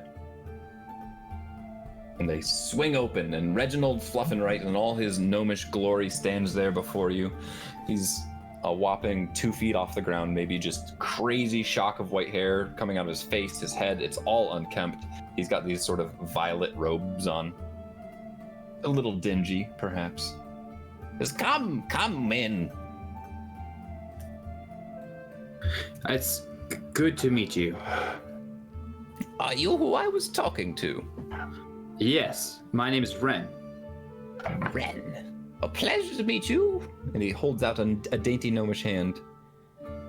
I'll shake it and I'll say, this is, well, I don't know what we call ourselves yet, but we've been adventuring for some time. This is Seth, this is Thok, this is Bimbly, this is Kevin. Hello, sometime adventurers. Hi. Good evening. I believe you're muted, Thok. Hello, Reginald. I just noticed it right before you said it. It's good to hear your voice. All right. And what is this strange walking contraption? Well, Bimbly can speak for himself. I can. Oh my lord! Make it do it again! Give me red clearance and I'll come in. You've got red clearance. You could have just said that you were with this. It was really easy for you to get in here. There was a lot of information. Anyway, come on in. And he ushers the party in unless someone wants. Yeah. Yeah. Okay. And we go. In you go. All right, so the drawing room, again, this is a very conventional first level building. It opens up and there's a stairwell that leads up, but it's sealed off. And there's a hallway beyond it that looks like there's a sort of an iron circular stairwell that would lead upward. To your right and left, you can see into larger drawing rooms, like living space. You see some other individuals walking about. There's a halfling in one room studying a book, and in the other there's a sun elf, and she's sort of whimsically dancing around to tunes that you can't hear. But Reginald doesn't draw his attention to those people. He doesn't bring them up or work them into the conversation. He just says, "So, what have you brought for me? Samples, you said." Yes, samples. But first, and I'll kind of give him some squinty eyes, I'm looking for some information as well. We only saw one page of some book, and I know it was stolen from you, but I'm hoping we can find out a little bit more information. And I'll pull out my bag of herbing. Now he's squinting at that. Before you get the chance to open it, he does say, "Yes, Tara's also stole all of our spoons. I can't eat soup anymore." Those came from you. I'll pull those out too. My spoons! This is a very odd subplot. The stealing of the book and the spoons. Just Best wait. subplot. Anyway, he takes the spoons and he said, "Hold right here. I'm putting them back. I haven't had cereal in a week." And he runs into the back and you hear a clattering of things. And then he comes back and says, "What is this magical bag you have?" It just catalogs my herbs. It just expands to give me more space to continue to preserve the specimens. That is magical. It truly is. Well, what herbs have you found? Well, I've got 4 here. I've got thistle glow, sorrow stalk, cut root, and pallid moss. Oh, pallid moss. I don't believe. I've heard that actually grows up in the Eyrie, but not down here. How did you come across it? In fact, and I'll look at the rest of the party, we found this near the gloaming, underground. That's peculiar. Does it have any properties? I've heard things. This is more of a quiz. It seems to react to emotion in some way. And you found it in down in the gloaming? There was a dead elithid nearby. Huh. Perhaps an interloper. curious. Yeah, be careful with it. At least I think he created a portal to hell. I will be very careful with this. Can I make an insight check on that? Sure. On Ren or on Reginald. Reginald? When he Yeah, said, I will be very careful with this. He does. If you're offering up, he does try and take some and just look at it. Yeah. It's an 18. Okay. You get the feeling he's sufficiently terrified by it. Okay. He does. He's very dainty with it, and he returns it to you, Ren. There's something about that. If only we had more. You say it grows in the Erie. Yes, up in the area. But of course, House Glacier won't let anyone up there. House Glacier. We do have Oh, an you know. invitation. Yeah. You have an invitation. I think Curious. tonight we're going to a. What is it, Bimbly? A gala of sorts. A gala. A gala. A gala. Curious adventurers. You want to cure the mists? Go to the gala up in the It does sky. seem a little strange. You had my spoons? Was I invited? I believe we all were on the invitation. It was to the party, just came into the gates. Got any room in this party for old Reginald? I may be able to bring you back some more pallid moss. All right. I'm just saying ultra purple clearance for anyone that gets me into that party. What's ultra purple? It's neat to know. It's usually like sour grape or something like that. Why would you want to go to the gala so badly? I just want to know what's up in the airy. I see the great wyverns flying about. The rune wardens. I've heard the rumors. Did you say rune wardens? Yes. Can you tell me about them? The warriors of House Glacier. Supposedly, and this isn't, I don't know officially, but they've imprinted these runes into their flesh, and they've found a way to morph into objects. Really? It's some strange dead language. We've been trying desperately to get our hands on this information. Was that book of Urbing written in this language? It was indeed. Bimbly knows this language. I do. You know bits and pieces. No, that was just me talking. I do. Oh, okay. Well, yeah, you helped me figure out the page, and you knew what it said on the hand. Tef inscribed something on Brock's hand, and it was written in the same language. A rune. Not quite sure. That goes beyond my comprehension. I did know pallid moss, just from the pictures. I've seen more of this language in the past 3 days than I've seen in my entire lifetime. So much for a dead language. Even though all things will be dead soon.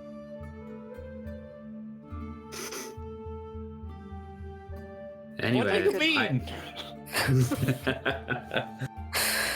Actually, if you don't mind, could I take a look at it real quick? I'll The take it. pallid moss? No, the book with the runes of the words that we The don't book know. doesn't exist here, Seth. Oh. We've gone over this. We have a Sorry, page. rough night. Kind of died a little bit, no worries. No one needs to know about that. It'd be like that. Well, we did have a resident rune master, but he disappeared several weeks ago. How so? What was his or her name? Oh, his name. I should know this because he was my employee. Christoph Haversham. Was We Scott know the supposed last to hear name that? Haversham. Scott, were you supposed to hear that? Doing my Sudoku. No, I heard it. Christoph Haversham, right? Yeah. Yes, you are the only person that can connect those dots No one officially. else was supposed to be there. You know, the dead husband of Sarah. That we don't know about, but you definitely do. Yep. I know who Christoph Haversham is. Oh, you do? You've seen him? He's been missing for weeks. He's the dead husband of Sarah Haversham, He's dead? unfortunately. Well, that's pretty tough. It is what it is. I mean, we live, we die. Except for me. Yes, indeed. He had a roommate, but he has also since disappeared. It's been a bit of a theme. I can show you to their room. They're on the top floor. Perhaps you could do Very some well. snooping. Sure. All right. But bring me more of those samples, Ren. Okay. That will be No problem. Yes. We'd come with another purpose in mind as well. Whoa. We need help with being able to go into the mists without becoming infected. Well, we could probably whip up some disease protection for you for a price. Scrolls or potions. That would be sufficient. We have these one, I pull out the Periapt. We have one of these, which is possible to replicate this. Oh. We could replicate it, but it would be several weeks before we can make a magical item of that kind of power. The potions will have to suffice then. Very well. Bear in mind, the potions will not protect you wholly. Meaning? You will not be immune to disease, but just resistant. Mm, And for how long? Give or take 60 minutes. 60 minutes. That's no time at all. Yes, we could make more powerful ones, but again, you start to run into the same problem. It takes longer to create them, and they're more expensive. well, it should give us enough time to dispatch of that monstrosity, and then we retreat. Monstrosity? Yes. Have you left this Inventors Guild? No, we had a young man come running in from the refugees, and we brought up the shields once we captured him because he appeared to be ill. We thought we had to quarantine, but he's had these runes drawn on his hands, and he's immune. That's Brock. Where is he? He's upstairs. Brock is a good friend of mine. Oh, well, that's very convenient. It's a good thing you came here. You know a lot of people that we know. Well, there's a lot of people to know. Anyway, what other objectives did you seek to discuss with me before we go upstairs? Just the matter of being able to be immune or resistant to disease carried by the mist. Well, until we know more about the mist, it'll be difficult. Yes. Do you have any armaments on hand? Like weaponry? Like armor? Oh, well, I mean, we have... He, reaches down and pulls at his frayed robe. Not really. That's fine. We have some very nice robes upstairs. No, Do you no. have any magical items? A wizard never speaks of these things. Not for sale. They're my personal magic items. I'm gonna take a shot in the dark. Do you know a boy named Tef? I'm afraid I don't. Very well. Should I? No, we're looking for him too. You've been unusually helpful. As opposed to others not being very helpful? I'll just say you're very worldly. You know a lot of people. I do. That's because they're all they live here. I've only, anyway, perhaps you just need to get better at asking the right questions. Reginald, if you haven't been outside the city in very long, or even outside the Inventors Guild, there's a terrible a terrible fog. And it's causing death, some kind of liquefying of people. It's terrible. We've heard of it, and we now have, of course, a patient who seems to not be contagious, but this is the first chance we've gotten to study it ourselves. Well, we saw this rune inscription firsthand, and I think his only safety now comes from the fact that he has the... All right. Well, How's he doing? he's stable, no change. Still ill, but not dying. Okay. Strange, we had heard of a patient 0 that was the same, not dying, but trapped. Very peculiar. Yes. I think we know the patient 0 as well. Okay. Well, I'd love to see this room and see if we can find anything. Maybe we can fill you in on what things are like outside. Well, all right. It's Solomon Crux is his name. He was our astronomer, but he started acting very peculiar about 3 weeks ago.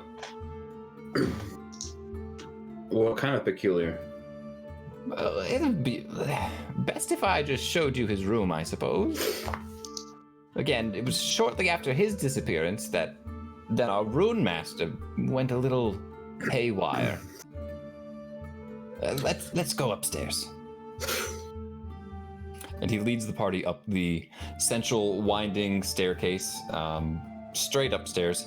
You do pass through the second floor, and you get a little peek over the railings, and you do see there's probably a room where Brock is potentially asleep or safe. Again, it's a very stately, however, the architecture has changed completely, but the building is warm and it's furnished. There's nothing completely crazy or weird. And you head up to the very top, and then he opens a trapdoor. And sorry, let me just change the music.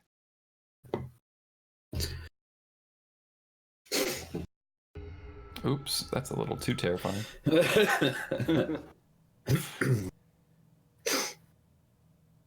Okay. So, the room is pretty much just wide open. It looks like all of the possessions of this place have been cleared out. There are 2 bookshelves against the far wall, and they're completely empty except for one thing. There is this circular small green globe. It looks to be made of glass, perhaps, and something inside is shimmering, and it's just chilling. It's the only thing on the bookshelves. And aside from that, all the beds have been removed, all of the tables have been removed, and of course, above you, there's this strange light that's cast to the room because of the sunlight sort of hitting those tarps above you. You're in this sort of bluish red hue. And to your left, you can see the scaffolding is exposed, and it leads upward to this little alcove/balcony, and it looks like a circular shaft of wood has been grafted in, and you're not exactly sure what it would hold because it looks like it's a work in progress. Like you're only seeing like an exoskeleton or some sort of stabilizing system that's being built. And Reginald Fluffinright walks into the room cautiously, and he does a little slow turn, and he says, we had originally a telescope here, and our astronomer, Solomon, he would gaze upon the sky. However, he became disgruntled and fearful. Anyway, some of his memories are logged in that orb, but we haven't yet taken the time to read them. There's a bit of a nasty aura to it. We don't think it's trapped exactly, but none of us have the balls to touch it, basically, is what it's boiling down to. But I would gladly do it. all right, that was easy. Bear in mind, when you hold it, you'll hear his voice in your head. A little disconcerting, but I'll be right here. You can just tell me what you hear. That would be great. Yeah, sure. How long ago did you say it was that he began acting different? Well, he witnessed something about 3 weeks ago. Kept going on about a ring of something. In the sky. Stars. Well, that could be it. Yes, we had witnessed this. Well, let's listen to his memories. All right. See what we can find. Bimbly approaches the back shelf and reaches out a hand. Bimbly, wait. I don't know what you might see in there.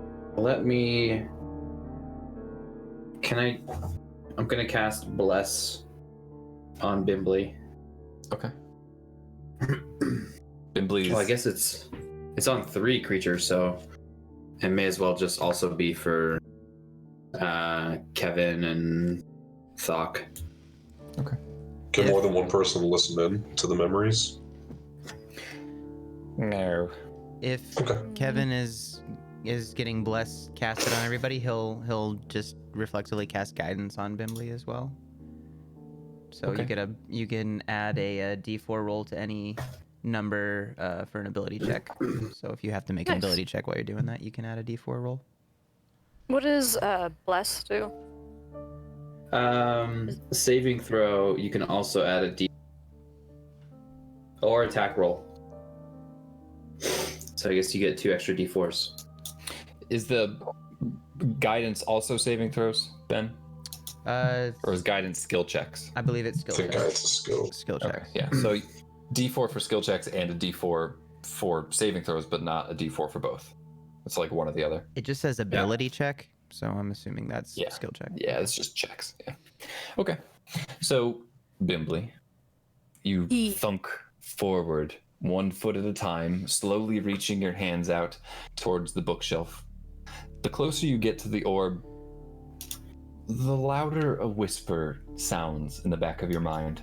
And your hands sort of reach forward and you grasp the globe in your hands. And it lurches backwards, almost out of your grip, but you reflexively tighten your grip. Make a dexterity saving throw for me. Ooh, And you may add 1d4.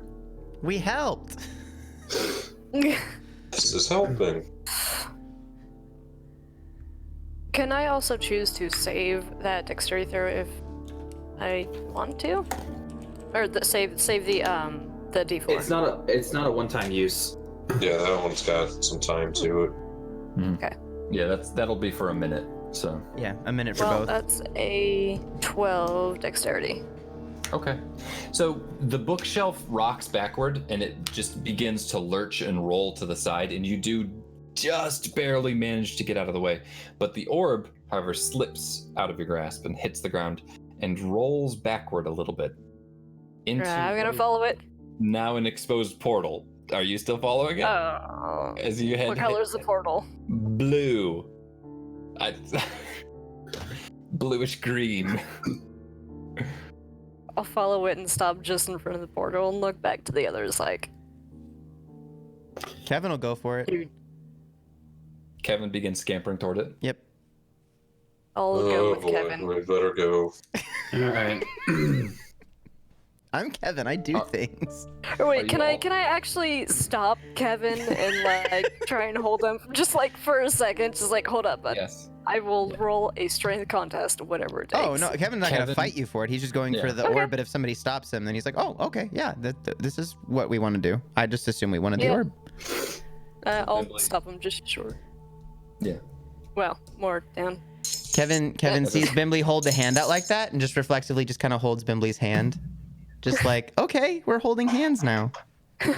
No, Kevin. She was telling you to stop for a That's second. fine. No, they're holding hands now. Too late. All right. So the orb has rolled through the portal. Time is passing. Quick. If we're Here we to go. discover the memories we need to go through. Portals. All right. Reginald, are you coming? Oh, I don't think so. Someone should really stay here and look after the scaffolding. Yeah, I know what's going on. Say, if you can find a way to figure out where we went and open up portal back to here, that'd be great, and we'll just Ooh, go through. you guys really just walk right into everything. All right. Let's see what I can do. Before I walk through, I would like to summon my sword to me. The other one. From back home? Yes. Okay, yeah. So Bimbly summons a blade into his hand. Cool. Just out of nothing. Just with a little crackle of eldritch energy. I've got to learn to do that. All Ke- right. Kevin will prepare Barkskin in case. Anytime someone pulls out a sword or something, it's just natural. Like, all right, I'm getting ready. If I need to. Okay. Fair enough. Yeah. What's the marching order here? Kevin is very willing to go first if you guys want him to. I will go with I'll be Kevin. right behind. I'll follow behind. Bimbly and How Kevin. big is the portal? Can Bimbly and Kevin go through at the same time? They can. Okay. Handhold buddies. Oh. Bimbly can crawl. I'll cast Mage Armor and go last. Okay. All right. So Bimbly and Kevin, you phase through the portal and you are met with a cavernous room that is dark and peculiar.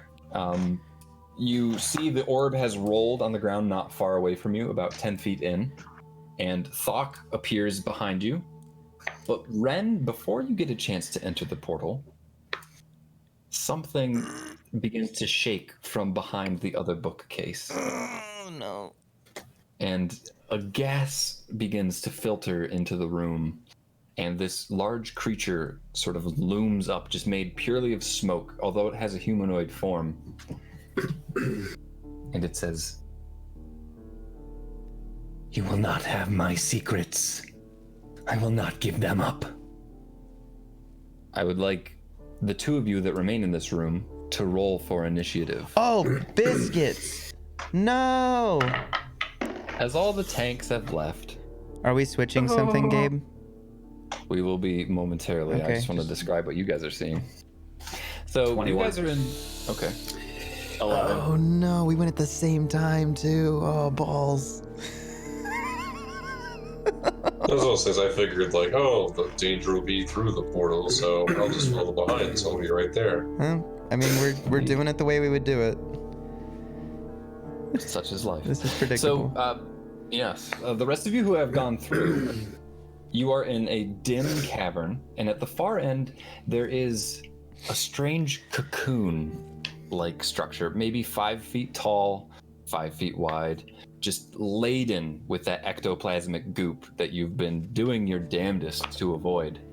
And the chamber itself is just natural cavern, circular, and there is a female figure lying prone on the ground next to it. She has sort of those patient robes that everyone was wearing that were infected out in Canvas Town before the Earth collapsed, and you do recognize it to be Tatia Mona. So I would like the three of you to tell me what you would like to do in this chamber. Can I turn her over? Sure, so you walk across the cavern. It's maybe 10, 15, 20 feet. That was kind of a widespread. Yeah. 20 feet. Some dimension. Why bother at this point? Half of your movement. I guess Kevin will look up at Bimbly and then kind of look to the orb. Like, am I supposed to go pick that up, or what am I doing?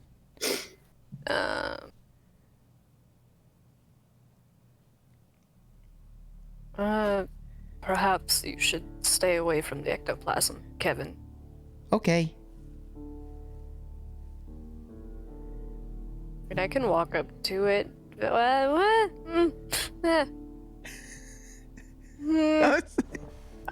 I'll walk up to it very quietly to try to get to the orb. Make a stealth check. Okay. Good luck, Bimbly. I got a 15. Whoa, stealthy. All right. Okay. Nothing happens. Can I try and grab the orb? You may. You reach out and you pick up the orb.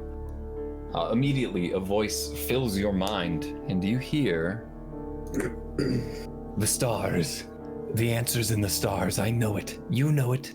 300 years ago, there was a recorded event, a tear in the sky. A visible ring of stars shone through. Something crashed to the earth near Galodrin. Just a few weeks ago, another tear happened. Another tear. 300 years. Not coincidence. I was right. I had the scope pointed in the right spot. I saw it 3 weeks ago. More things crashing down. One was close. I ran to the window. I watched it sink behind the wall. I went out and I found it. A shell fragment of some sort. A language on it I had no knowledge of. Something was in it. Some gas. I breathed some in. What was that? No, I'm not hungry. Well, go get some food yourself. Of course you can't. Very well. And then the voice fades away. However, something drips down from the ceiling around you, and you feel like the sludge sliding down your armor. And you look up, and you see a bizarre sight. This sort of yellow, ooze-ridden creature that stands maybe 7 or 8 feet tall. It's just like stuck to the natural cavern wall. And it has this large red eye that's just fixated on you in the middle of these sort of branch-like tendrils that are reaching out slowly, just like bobbing with gravity. Thok, I would like you to make a charisma saving throw. And also I would like you all to roll for initiative. Oh, snap. That's a 4 for charisma. Oof. Okay. Oof. What's your initiative? Also low. That's a 3. Okay. Kevin? Get him out early. 15 for Kevin. Okay. Bimbly? 13, Bimbly. 13. Scott, can you center and I've yourself? got Ren and Seth. Yeah, what? Can you center yourself? Yeah. Sorry. All right. Get on the screen. All right, I am switching cameras, Ben. Okay.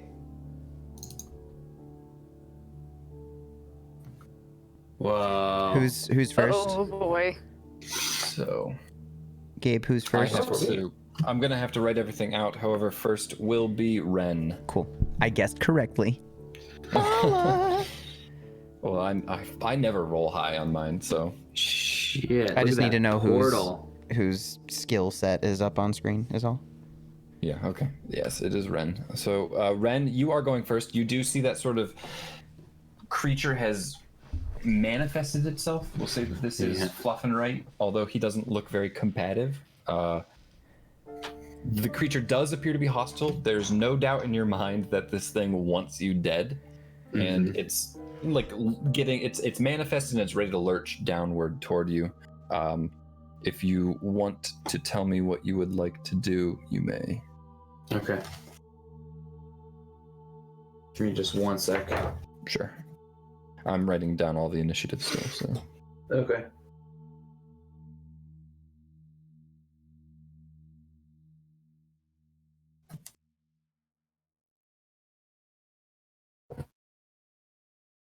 And Seth is somewhere in there too? Yes, Seth is in the room with you as well. He's in the green. You are the little guy with the magnifying glass. Okay. That portal looks cool. Yeah, that's unfortunately something I purchased. I mean, I the didn't whole, make it. the rest of it looks cool too. Even Yeah. the stuff that I know you made. Thanks.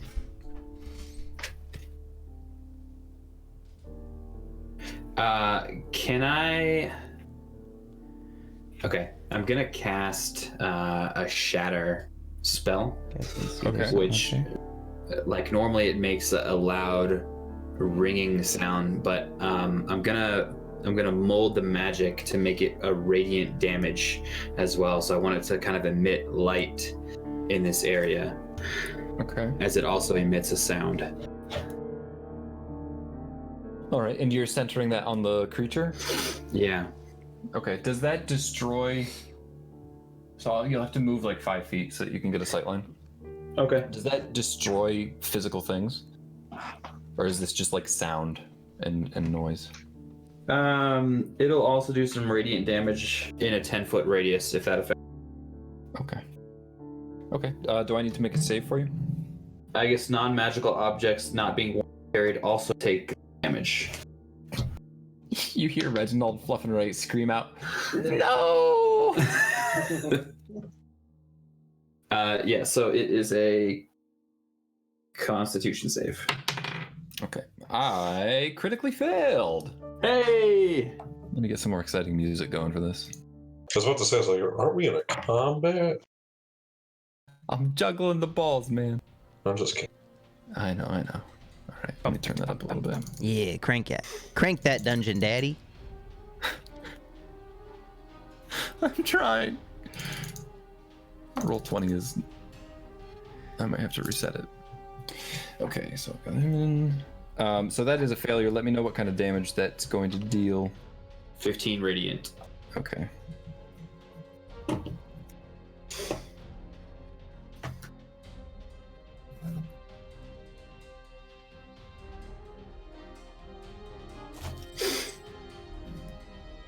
All right, so you see this flaring of just radiant energy and noise. It's like a holy cacophony. And you do see some splinters and fragments of wood just go flying about, and the beast, it lets out like an ethereal shriek that fills the room. And you definitely dealt some good damage to it. And it sort of fixes its crazy eyes back on you. Is that everything you would like to do, Ren? Am I engaged with it right now, or can I move? No, you've got a good bit of distance. Okay. He's all the way up there in that. Oh, that's the creature. Okay. Yeah. All right. Can I just move myself to the wall in front of me to get a little cover? Sure. Okay. All right. And lastly, Thok. And that's okay. All right. I unfortunately could not get this volume to go up, as Roll20 hates me. It's all right. Okay. Okay. So that will bring us to Kevin. Yeah. Whoa. Oh, sick! Double combat. Double combat. All right, so here we have the green orb that is being held by Bimbly currently. Beyond you guys is that strange cocoon of ooze, and then stuck to the ceiling up here, we have this malevolent-looking ooze boy. What would you like to do, Kevin? Kevin did prepare bark skin, so I'll go ahead and cast that. Now, I did give the creature a surprise round. Since you had it prepared, I will say that you could have done that when it cast its spell on Thok. Okay, sure. And you have a full turn now. In that case, how far is it? And it's up on the ceiling, right? Yeah, so it's about 30 feet away from you, but then another 30 feet up in the air. Okay. Hadouken.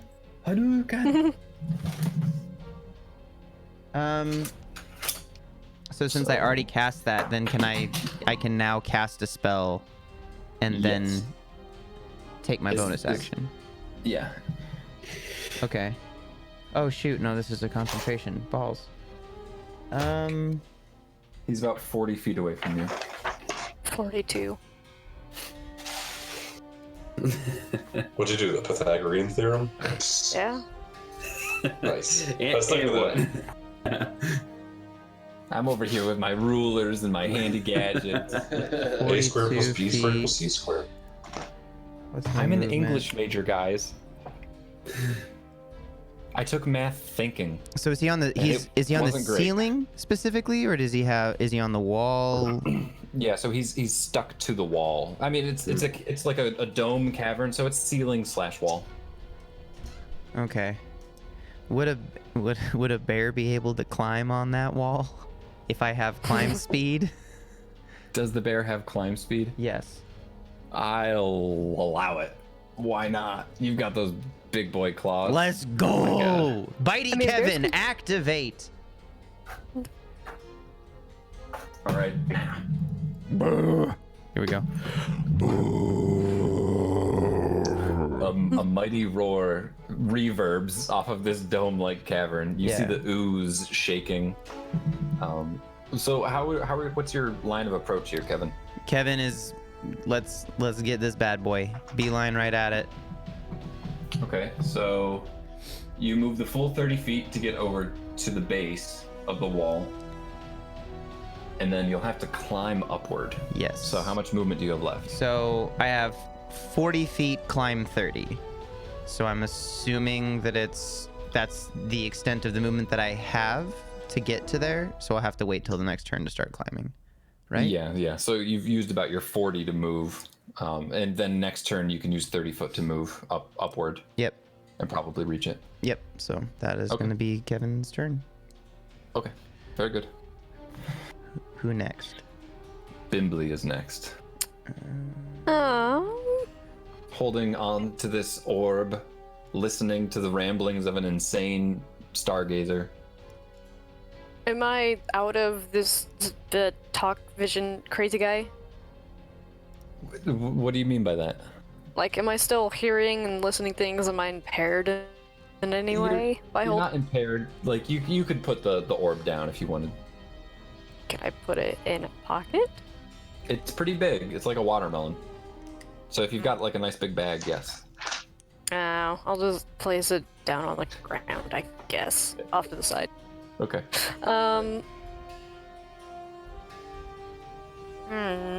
Can I throw longsword at the big guggly guy? Sure. Just make a strength athletics, or I'm sorry, just an attack roll. I believe it's an improvised weapon, so just an attack roll for you. 17 to hit. Okay. That will hit. 4 slashing damage when that was the attack roll. Okay. Yeah. But it might knock him down. Okay. Yeah, so Bimbly just chucks the sword up to the side of the wall, and you see it slice into the side of the creature. You know, some ooze starts to drip downward, but nothing crazy. The creature itself doesn't look to be super stressed out by that. Okay.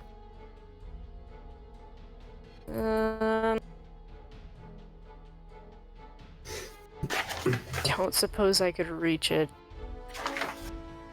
Yeah, that's fine. I'm good. Okay, that's your turn. All right, Seth, it is your turn. All right. I am going to cast a level 3 catapult. I'm going to quicken it. Okay. So I need a dex save 15. Catapult is you're throwing some stuff. Yeah. What are you throwing? A book. Where do you get this book from? From the bookshelf behind me. I said they were all right. There's a book. One book was left behind. And you summon it up into the air and catapult it forward. He did succeed on his save, but I'm assuming he still takes half damage. Lethal book. lethal book as you chuck a book at a ghost. Hey, John Wick killed someone with a book. It's true. It wasn't a ghost, I bet. It was a NBA player. Oh, Boban? Maybe? I don't know. No. No. Okay. Yeah, no half damage. Oof. But I will use my main action and cast a firebolt Okay. Make your attack roll, please. for a natural 20. All right. Double rolled dice, Sure. and there's no modifier added, but That's fine.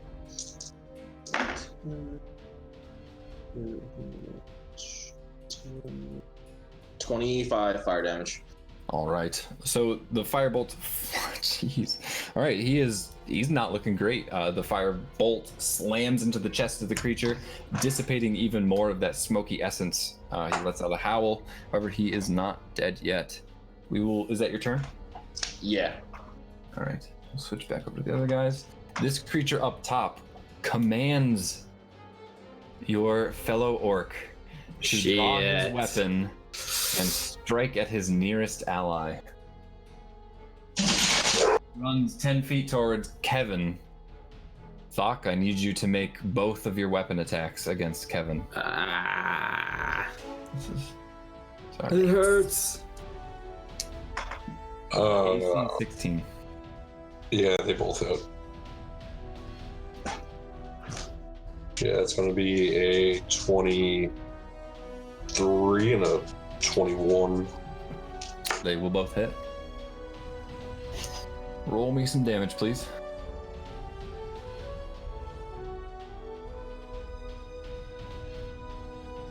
Alright, that is 11 piercing on the first and 9 piercing on the second.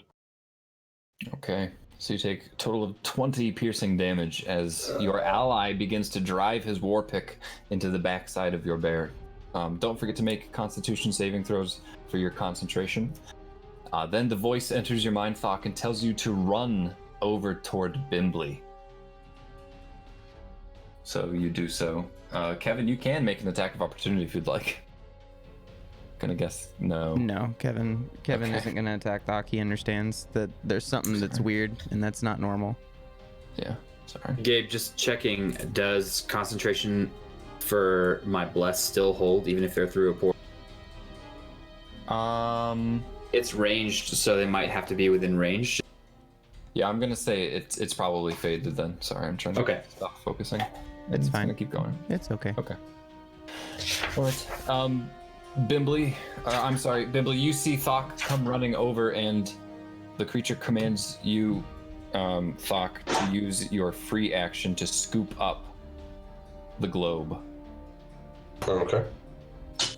And that will end his turn and bring us over to the shadowy creature in the other room, which will surge forward Run. as it is not doing great. And it lets out a howling babble. The whispers of madness enter your minds. Everyone in this room needs to make a wisdom saving throw, please. Come on, baby. As it surges forward. Say 19 for me. Okay. 12. All right.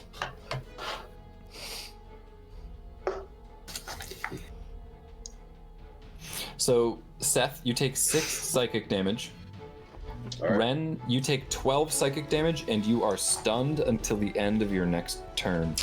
Damn it. Do I put my stunner shades on? You may. Okay. All right, but that will fortunately end its turn. Oh, shoot. I'm sorry, Scott. This creature had resistance to fire, so he's not quite as close to death as you had previously believed. Okay. But he is still not looking great. You still walloped him real hard. All right. Okay, that will end his turn. Thok, it is your turn. At the Do it. end of your turn... Oh. You? Yeah, at the end of your turn... I'm sorry. At the end of your turn, you can make another saving throw. Oh God. Okay, so do I have any actions I could currently perform? Oh god. No, it's at the end of your turn. Okay. So I'll use my free action to yell to Kevin the bear. Sorry, I didn't have control, and I'll try to make the save as best I can, hopefully. Okay. Is it still charisma? Yep, charisma saving throw. Kevin will respond. That's a 14 this time. You just match. Ooh. Alright, Thok. Your turn has ended, but you do regain your senses as the dominate person spell fades. Oh. God damn. Alright. That is the end of your turn. That will bring us back to the top of the order. Ren, it is your turn. Next time, I'm gonna put everyone in a sequential order, so... I was gonna say, you could just stay in one room if you wanted to, unless you're having more fun with this. Like, I like moving it. okay. Ren, it is your turn, though. I'm enjoying Okay, trying to keep up focusing with it. centering it on the screen, because every time it comes back a little bit different. I'm sorry. I noticed the effect of the shatter, and I'm gonna do it again. Okay. So, Constitution save? Yes, this time I can't change the damage type, so it's just gonna be whatever Shatter's default. I think it's Thunder or something like that. Okay, yeah. So I did fail the save. However, you see the thunder ripples through the creature and it doesn't disperse the shadow as much. Okay. But let me know what damage you got. 8. Okay. Creature's not looking great, but it is still alive. Wait, were you stunned? Can you cast? Oh shit, I was stunned. Oh no! Hold on. Rewind. Hold the phone. Thank you, / sorry. That's okay. You can't move and can speak falteringly. So technically, I think. Well, no, I have to go see the incapacitated. I think, I mean, if I can't speak, then I can't cast verbal components and spells. You can't take actions or reactions, unfortunately. Ba-ba. But now I Alright. can beat the save. Yes, you. Well, so the stunned just ends at the end of this turn. Well, Okay. I'll add that health back. As no thunder damage actually occurred. Imaginary muffins. And that will end Ren's turn and bring us Yep. back to Kevin. It is Bitey your Kevin. turn. Yeah. I will take your advice. This is the last time. Oh. That's got everyone. Okay. There we go. So, Bitey Kevin, you've been stabbed in the back by your friend Yep. twice. But he apologized, so I forgive him. I will. Oh, if I expend a spell slot, that's my action, isn't it? It will be yes. Balls, okay. Well, what are you trying to do? Expending a spell slot would be to heal on top of. Okay, that's a bonus action for you. Okay, so then in that case, Kevin will use a bonus action, expend one of his spell slots to heal. Was it a D4, D6? I think it's a D6 per spell level. Okay. for healing word. Well, it's a druid No, feature. it's my feature that I can do, and then I will climb up the wall and attack the Uzi. The Uzi thing is what was controlling Thok, right? correct.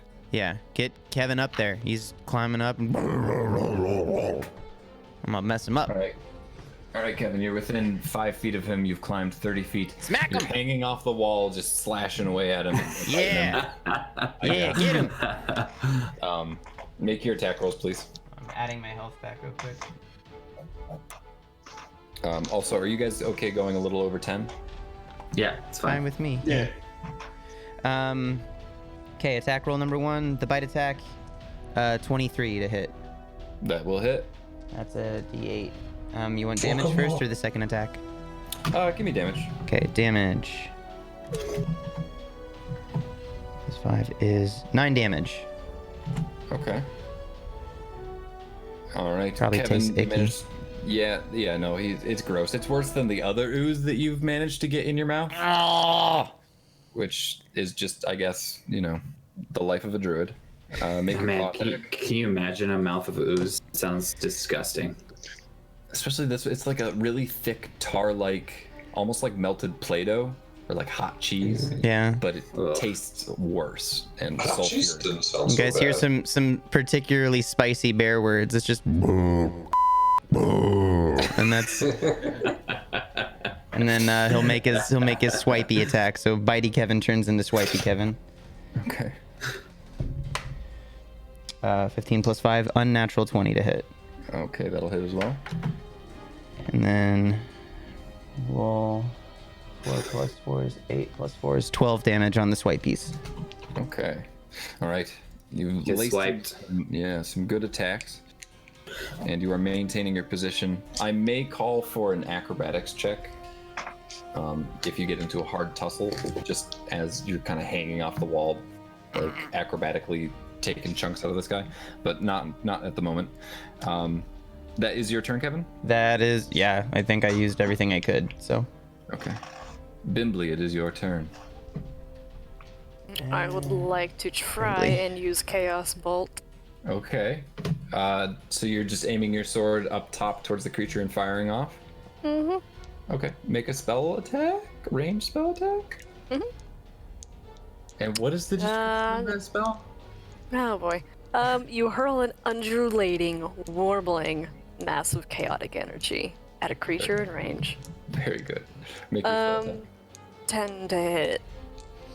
Unfortunately, your warbling, undulating, massive chaotic energy splashes against the wall. Never hits. Never. The wall is feeling very chaotic, though.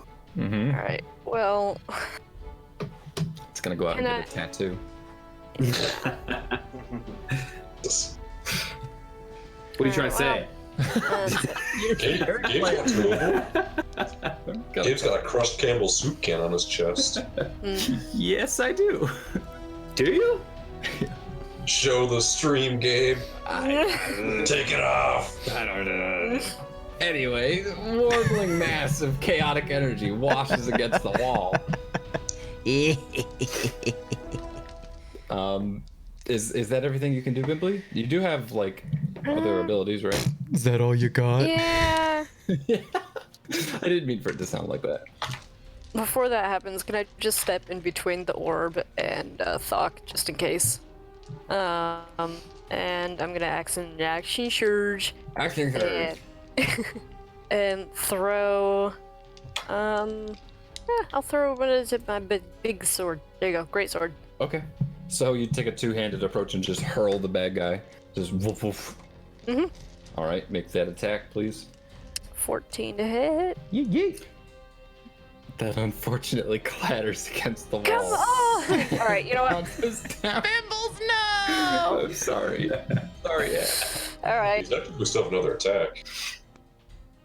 I do. Yeah, I'll let Can you throw the other sword, or you can. I'm gonna recall my sword and try it again. Okay. So you see the sword crackle back into Bimbly's hands with eldritch energy. Sun energy. And Bimbly 23 to hit. full damage. I shouted him to come down and fight me like a man. That is 13 slashing damage. Bad. Yeah. All right. This time the blade hurling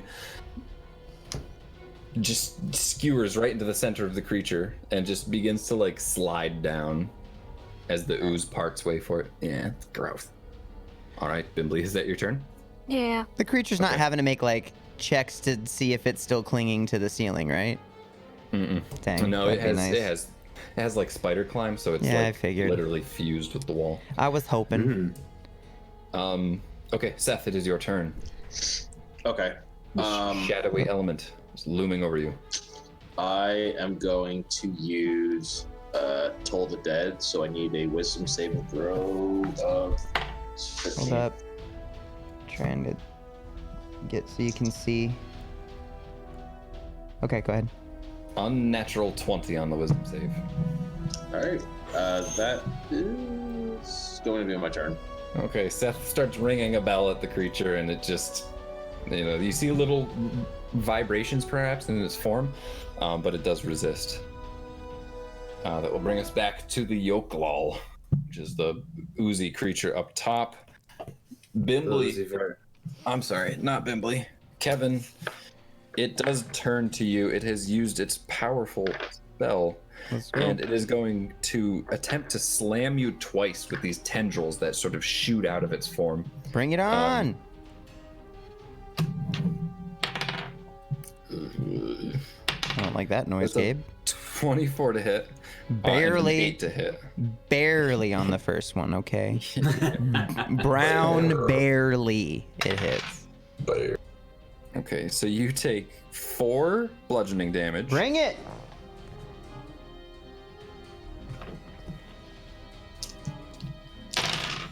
I ain't scared.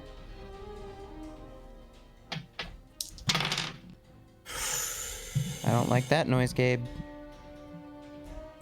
And 28 poison damage. Okay. I rolled pretty high on those. Do I have any resistances to poison? I feel like I do. I don't believe so. I think that, no, I don't. All right. Hey, I have advantage on perception checks that require smell, though. It smells bad, and it's definitely in and around your snout. Okay. This damage smells so bad. Well, the bad news is that pulls Kevin out of his first wild shape. That just puts me right to the bottom, so I'm going to take the fall damage probably too. Yeah. The worst news is the fall damage. What's the good news? Can I try to shift during the fall? Am I able to do that as like a reaction? No, unfortunately, it'll take a bonus action to shift. Okay. On the bright side, it's not. You take 5 bludgeoning damage from the fall. Oh, that's fine. Yeah, it's like 1d6 per 10 feet over 10 feet, so it's really not terrible. Unless you're like 100 feet up.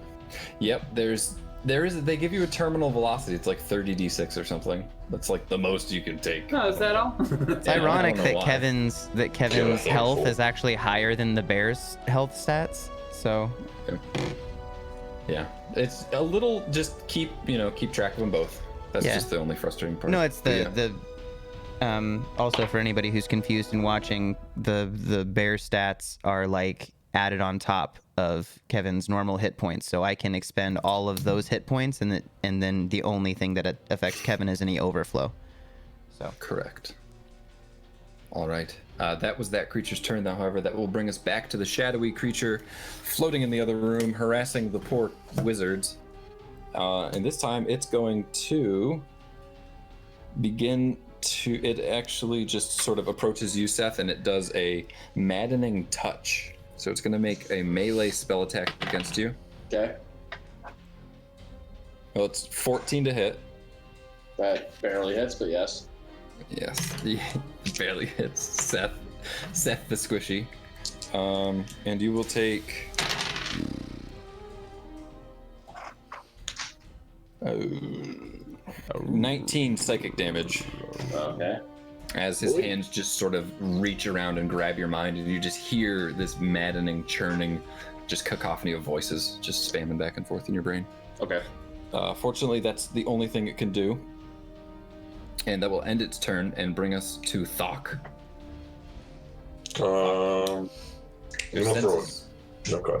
senses are returned to you, sorry. I will throw a javelin at it. Okay. Give me the attack roll. Ooh, 8. I can't do math right now. Yeah, 23 to hit. That will hit. Damn. Rolled on the floor. There we go. 9 piercing damage. Okay. I'll throw a second one at him. Okay. The game throws everything they can find at the wall. Not good. 11 to hit. Right. So, unfortunately, this javelin does clatter into the wall. Now, everything you guys throw into it, it is like sliding out and falling down by the end of a turn. I will I'm also going to action surge. I'm going to use that. Make 2 more throws at it. Okay. With a 25 to hit. That's a hit. For 8 piercing damage. Okay. And a 16 to hit. That will also hit. As Thok becomes a whirling dervish of just thrown projectiles. That's an 11 piercing damage there. Okay. Okay. All right. All right. All right. The ooze creature is perhaps almost bloodied. Whatever that would look like. I just scream out, "Come down and fight!" You hear a sloshing noise as it replies. Just... I'm never making that noise again, by the way. Don't worry, someone will probably clip it and you'll have it forever. That was never a thing before. All right. Okay, is that your turn, Thok? Yeah, that's it. Ren, my boy, your turn. My boy. I'm shooting some magic missiles at this bee. All right, no attack roll. These are automatic hits. Ren, just describe for me what that looks like to you, I guess. I want them to kind of just be like spears of light that go directly toward the target. Okay, so kind of like they originate at me and extend out toward the creature. all right, so like miniature ray gun, just like bolts of light. Yeah. Okay. I rolled about as low as I can, so he gets 6 damage. Okay. All right, he is reduced low, but he is still in the fight, unfortunately, as a flashing sequence of these light rays just lance through him. All right, is that your turn? Yes, it is. Okay, Kevin, your turn. Kevin does not like being forced out of bear form. Does Gabe want to be a real MVP and let him be a magma bear this time? You are more than welcome to do that. Wait, I can? I thought I wasn't allowed to.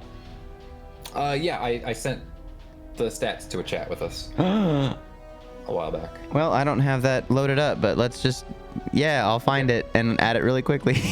Yeah, so you just, it's the same bear form right now. I can't give you higher stats just because of the restrictions of the class. Right. But you can expend a spell slot as though you were healing.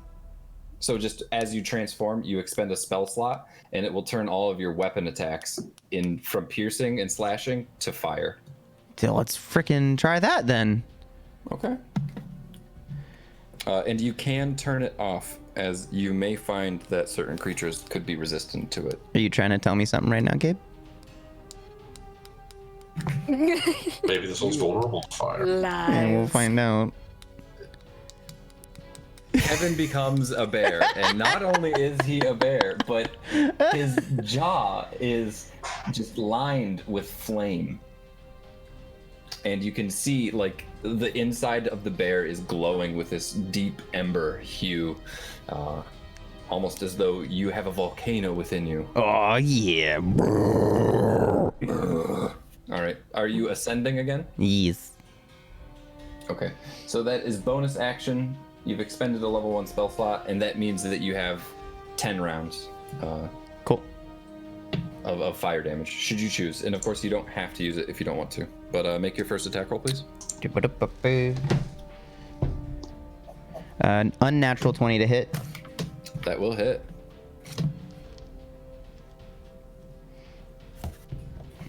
D8. 7 plus... Is it 4? Plus 4. 11 damage. Okay. Yeah, so your claws, is this claws or bite? This is bite. Okay, so the heat from your mouth, it's just, tendrils of flame licking out beyond your bare teeth. And they do sink into the flesh of the creature and sizzle, but you are concerned that they are not as effective as you Okay, hoped. well, can I turn that off mid-attack, or do I have to wait till next turn then? You may. Yeah, Okay. it's every attack. You can just decide. All right, Just well, a little Kevin's just flexibility. gonna Can I just regular use swipey claws? But they look heckin' cool because they got little flame bits like around them. Yeah, it's almost like a video game where the slash is there and it's like burning. Yeah, style points. Let's go. Yeah. Hell yeah. Make your attack. Hell yeah. Is that a 17 to hit? That will hit. 6, 4, 10 plus 4 is 14. Okay. All right. Kevin is back up doing work, hanging off the wall like a magnificent circus bear. That will bring us back to Bimbly. Bimble's there. I have to remember where everybody's button is.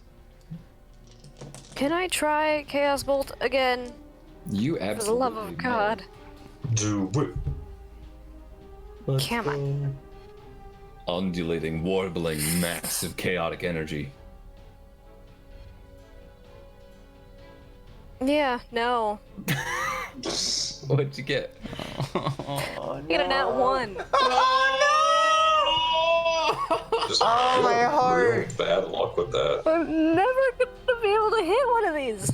The Okay. warbling energy of chaos flies up and slams into the ceiling, but this time it breaks off some chunks of rock that fall downward.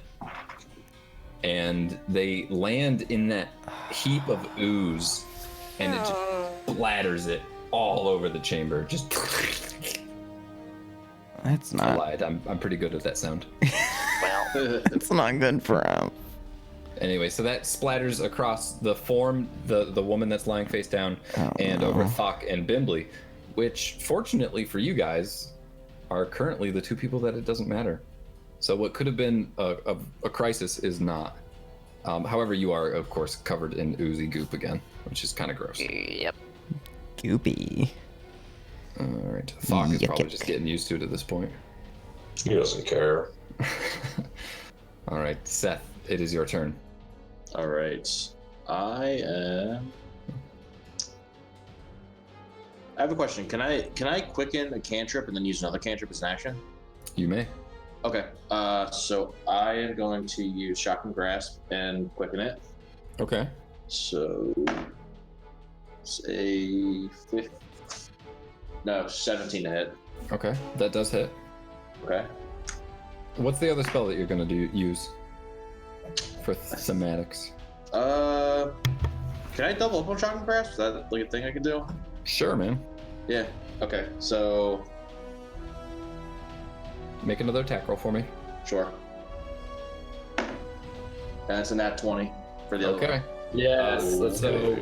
All right. Roll the dice twice for the one, and then roll normally for the other. The lightning does crackle, and it does look to be resistant, but the creature is also very wispy and faint. Sure. So I gotta give me do that damage. calculator math. So, 7.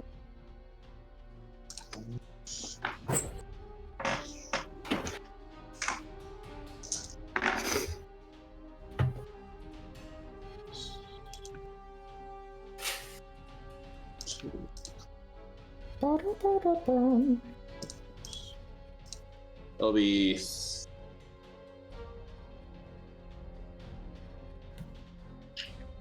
33 lightning damage. It's like a full Palpatine. Okay, yeah. Whoa. So Seth, fed up with his bell, throws it on the ground, turns. You grab the creature by the head with both hands, and you just, like, the whole room just flickers, like, black and white as this lightning just, it just shreds the creature right down the center, and it dissipates. Okay, Even though it was resistant to that damage, Scott, it still annihilated it. awesome. All right. Very good. So that will end your turn, Seth? Is there anything you'd like to do movement-wise?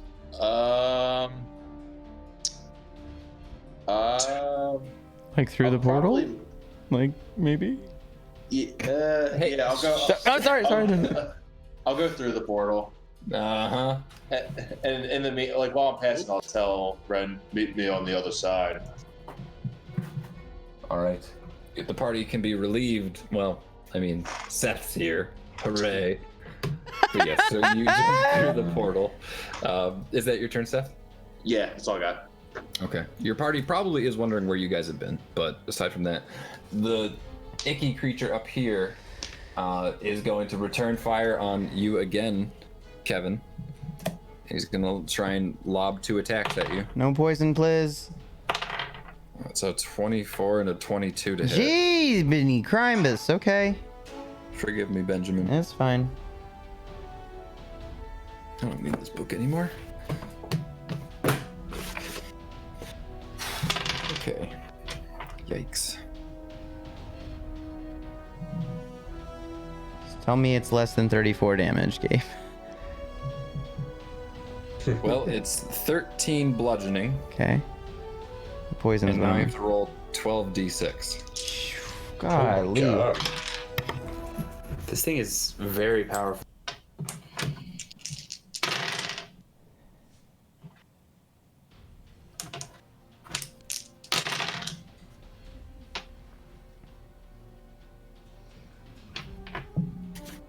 Come on.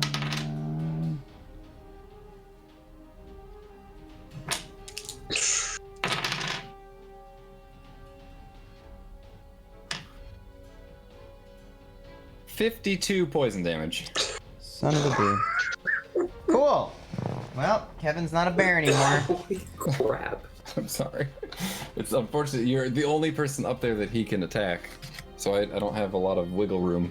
I challenged it to fight on the ground. Remember that.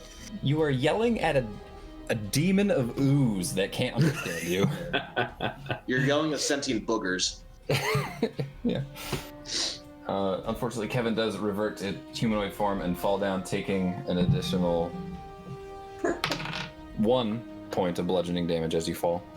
I guess it's technically crushing damage or something. It's non-resistible, but...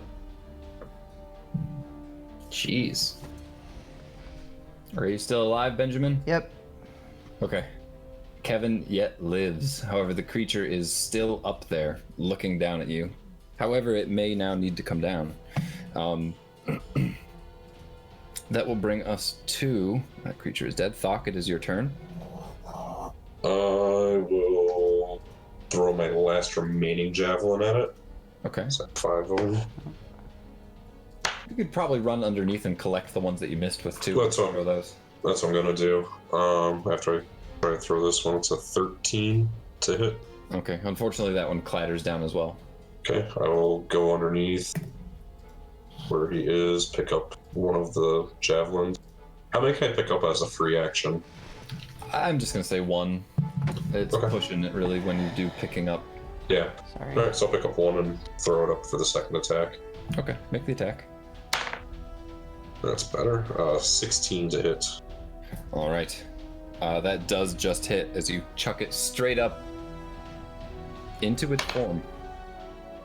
Okay, and that is 9 piercing damage. Okay. All right. So it looks a little bit like a pincushion at this point. It's just dripping goop. Is that your turn? I'm gonna back up, so I don't want it to fall right on me. Okay. Just, yeah, right there's. Okay. There you go. Very good. Is that your turn? Yeah, it's All right. Ren, it is your turn. The Okay. shadows have dissipated. Do I see anything else in the shadow's place that it dropped or left? Not at a cursory glance. If you'd like to go and use your action to investigate, maybe there's something there. No, I'm going right through the portal. All right, that is 25 feet of your movement. I believe that's all of it. Okay. Oh my But you see before you what is known to you. Okay. Can I cast a flaming sphere up at the creature? You may. Okay. Spell attack or Dex save. okay, dex save. That's right. All right. Oh shit. He's. Aha! I rolled low twice. Okay.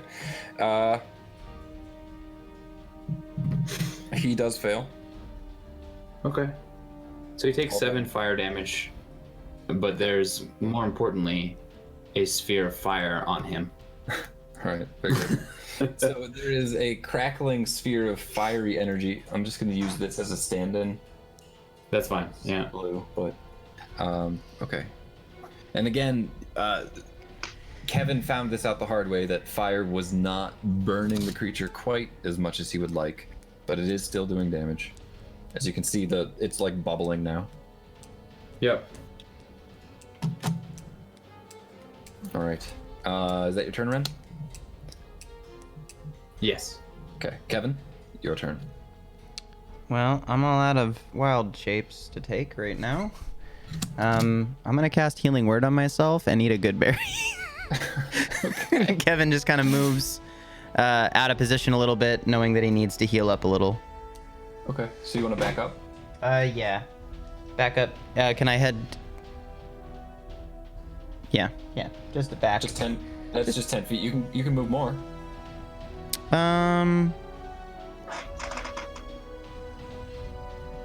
Is just the goopy is the only real enemy right now? Yeah, that you can tell. And so maybe Kevin will kind of make over towards Bimbly, staying just far enough away to avoid like an AoE if one were to hit that he didn't know about. Bimbly will actively tell Kevin, do not touch me, I'm covered in goop. Okay. Kevin is used to when people say not to touch them, to not touch them, and he will eat a berry and heal himself. Okay, very good. So you heal up a little bit. Bimbly, it is your turn. I'm gonna use my last spell slot and try and do Witch Bolt. Okay. Make that spell attack then. 20 to hit. Heyo! You are now connected with him. Alrighty. Yes. A chain of lightning is emanating from your sword. Did you summon that back? Yeah. Yeah, okay. Bimbly. So just from the tip of your sword? Mhm. Okay. Is that like on its next turn it'll take damage? If it stays within range, it will take damage every time as long as I'm concentrating. Okay, very good. 10 Alright. lightning damage. Right now? Hmm? Okay. That's it. All right, very good. Again, it sizzles as the lightning connects with the creature, and it is there, but it doesn't sizzle quite as much as you think other Jiminy creatures have Crimbus. sizzled in Yeah. the past. It's okay. I'm sorry. This guy's just resistant to all our stuff. Yes, a great deal, many of things. And unfortunately, all the non-magical items you've been chucking at it. However, that will bring us down to Seth. It is your turn. All right. I lose my bonus action. A level 2 spell. Sorcery points back. Okay. Then, as the dark energy is kind of seething into me and I get a muster back, I will use a level 3 mind spike. So I need a wisdom saving 15.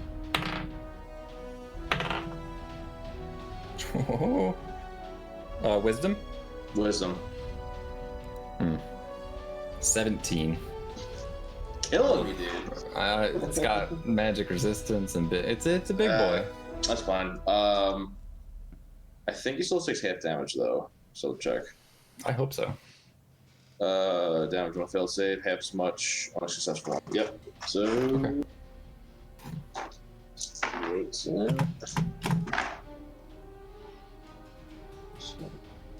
Okay. 10 psychic damage, so 5.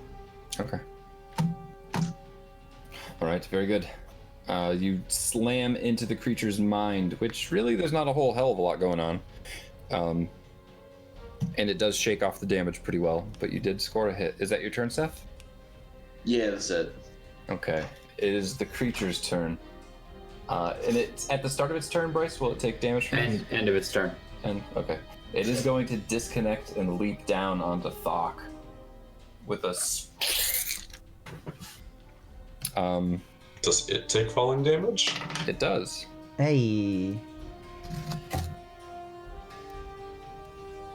All right, it took its damage. It's going to make 2 attacks on you, Thok. Oh. All right. One is an unnatural 20, and the other was a 2. Okay. So you will take 6 bludgeoning damage.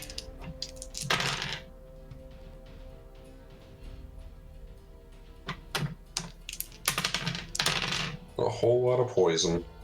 Yeah. I don't want to think about it. 36 poison damage. Jesus. Man, that's sitting well. Ay, ya, papa. Down to 7 HP. I'm going to use one of my battle maneuvers and riposte on that miss. Okay. Make your attack. Yeah. 24 to hit. That'll hit. Wow. Some damage. Let's go.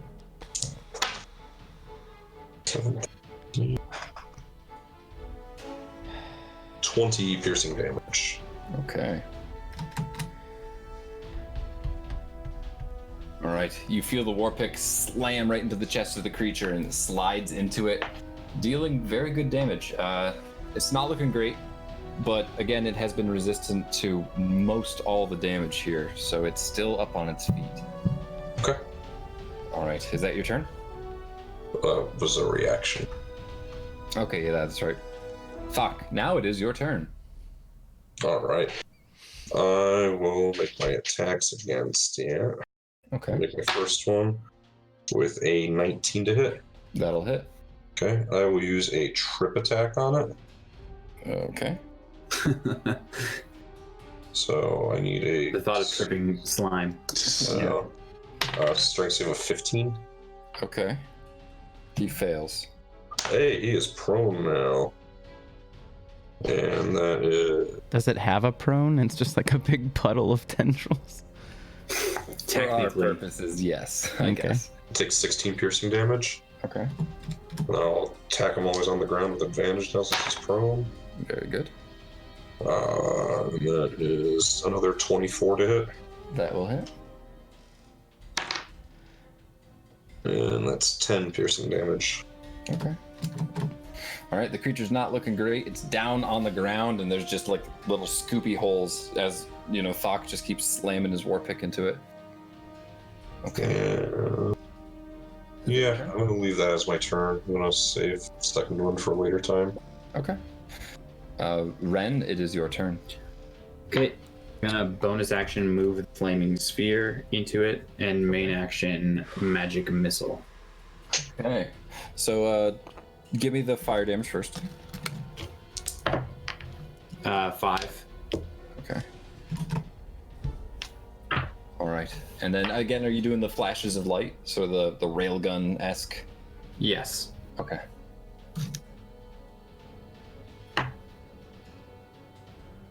$11 damage there. All right. Force damage. One of the few things that it is not resistant to. The room flickers with light as just beam of energy just flashes through its form, splattering the wall behind it with just sprays of yellow goop as the creature slowly. I mean, it's already prone, so it's just like getting it's like a pile of snow that you're just like hitting with something. It's just splashing, and it does die. Ben, I am going to end this scene. Cool. All right, We're good. very good. It's Okay, funny you because guys- I have you pinned it. Gave Scott the main screen on my Zoom chat. Because like that's weird. All right, so you have survived the combat. Before you is he had some potential fatality. Do you have a there. picture of him, Gabe, that you want to show?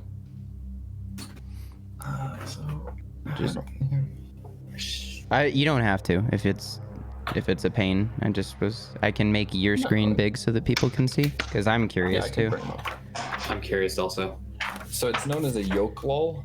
I didn't really stick to a. Hey, buddy.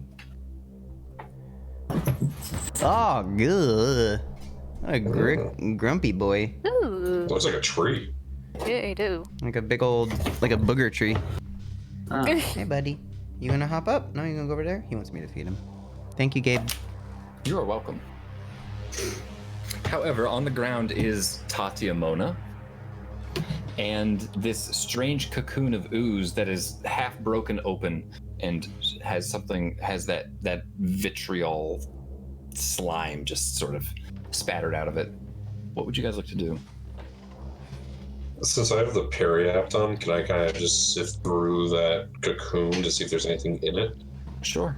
You pull back the ooze, and you see someone, a humanoid figure, is within it.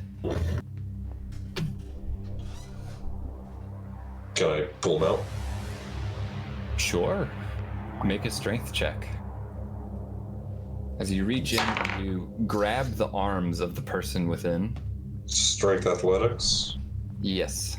Well, 24. while he's doing that, Alright. Kevin's just gonna start munching on good berries one after the other. Okay. As you reach in and you grab the form of this person, you pull, and you feel it give way as though you're pulling the person out. But you're only pulling pieces of the person out. As the arms sort of pull out of the socket like it's been in a crock pot. It's been in the crock pot too long. And the head falls to the side, and you see Sarah Haversham. Ooh. Oh, Damn. I'm gonna collect that head just. Okay, so Thok reaches in for the Oh my head God. now, and just before you get to it, she blinks. Oh! And we will end the session there. No! You prick! Shit, I was gonna say she had the periapt on too. Get a Oh second one. man, not a blinky lady. So Wow. I'm definitely taking that head. Oh, Well, I was just gonna say, like, hey, go over to the guard, like, hey, I, found the remains of your sister. Sorry. you can't do that. I can and I will.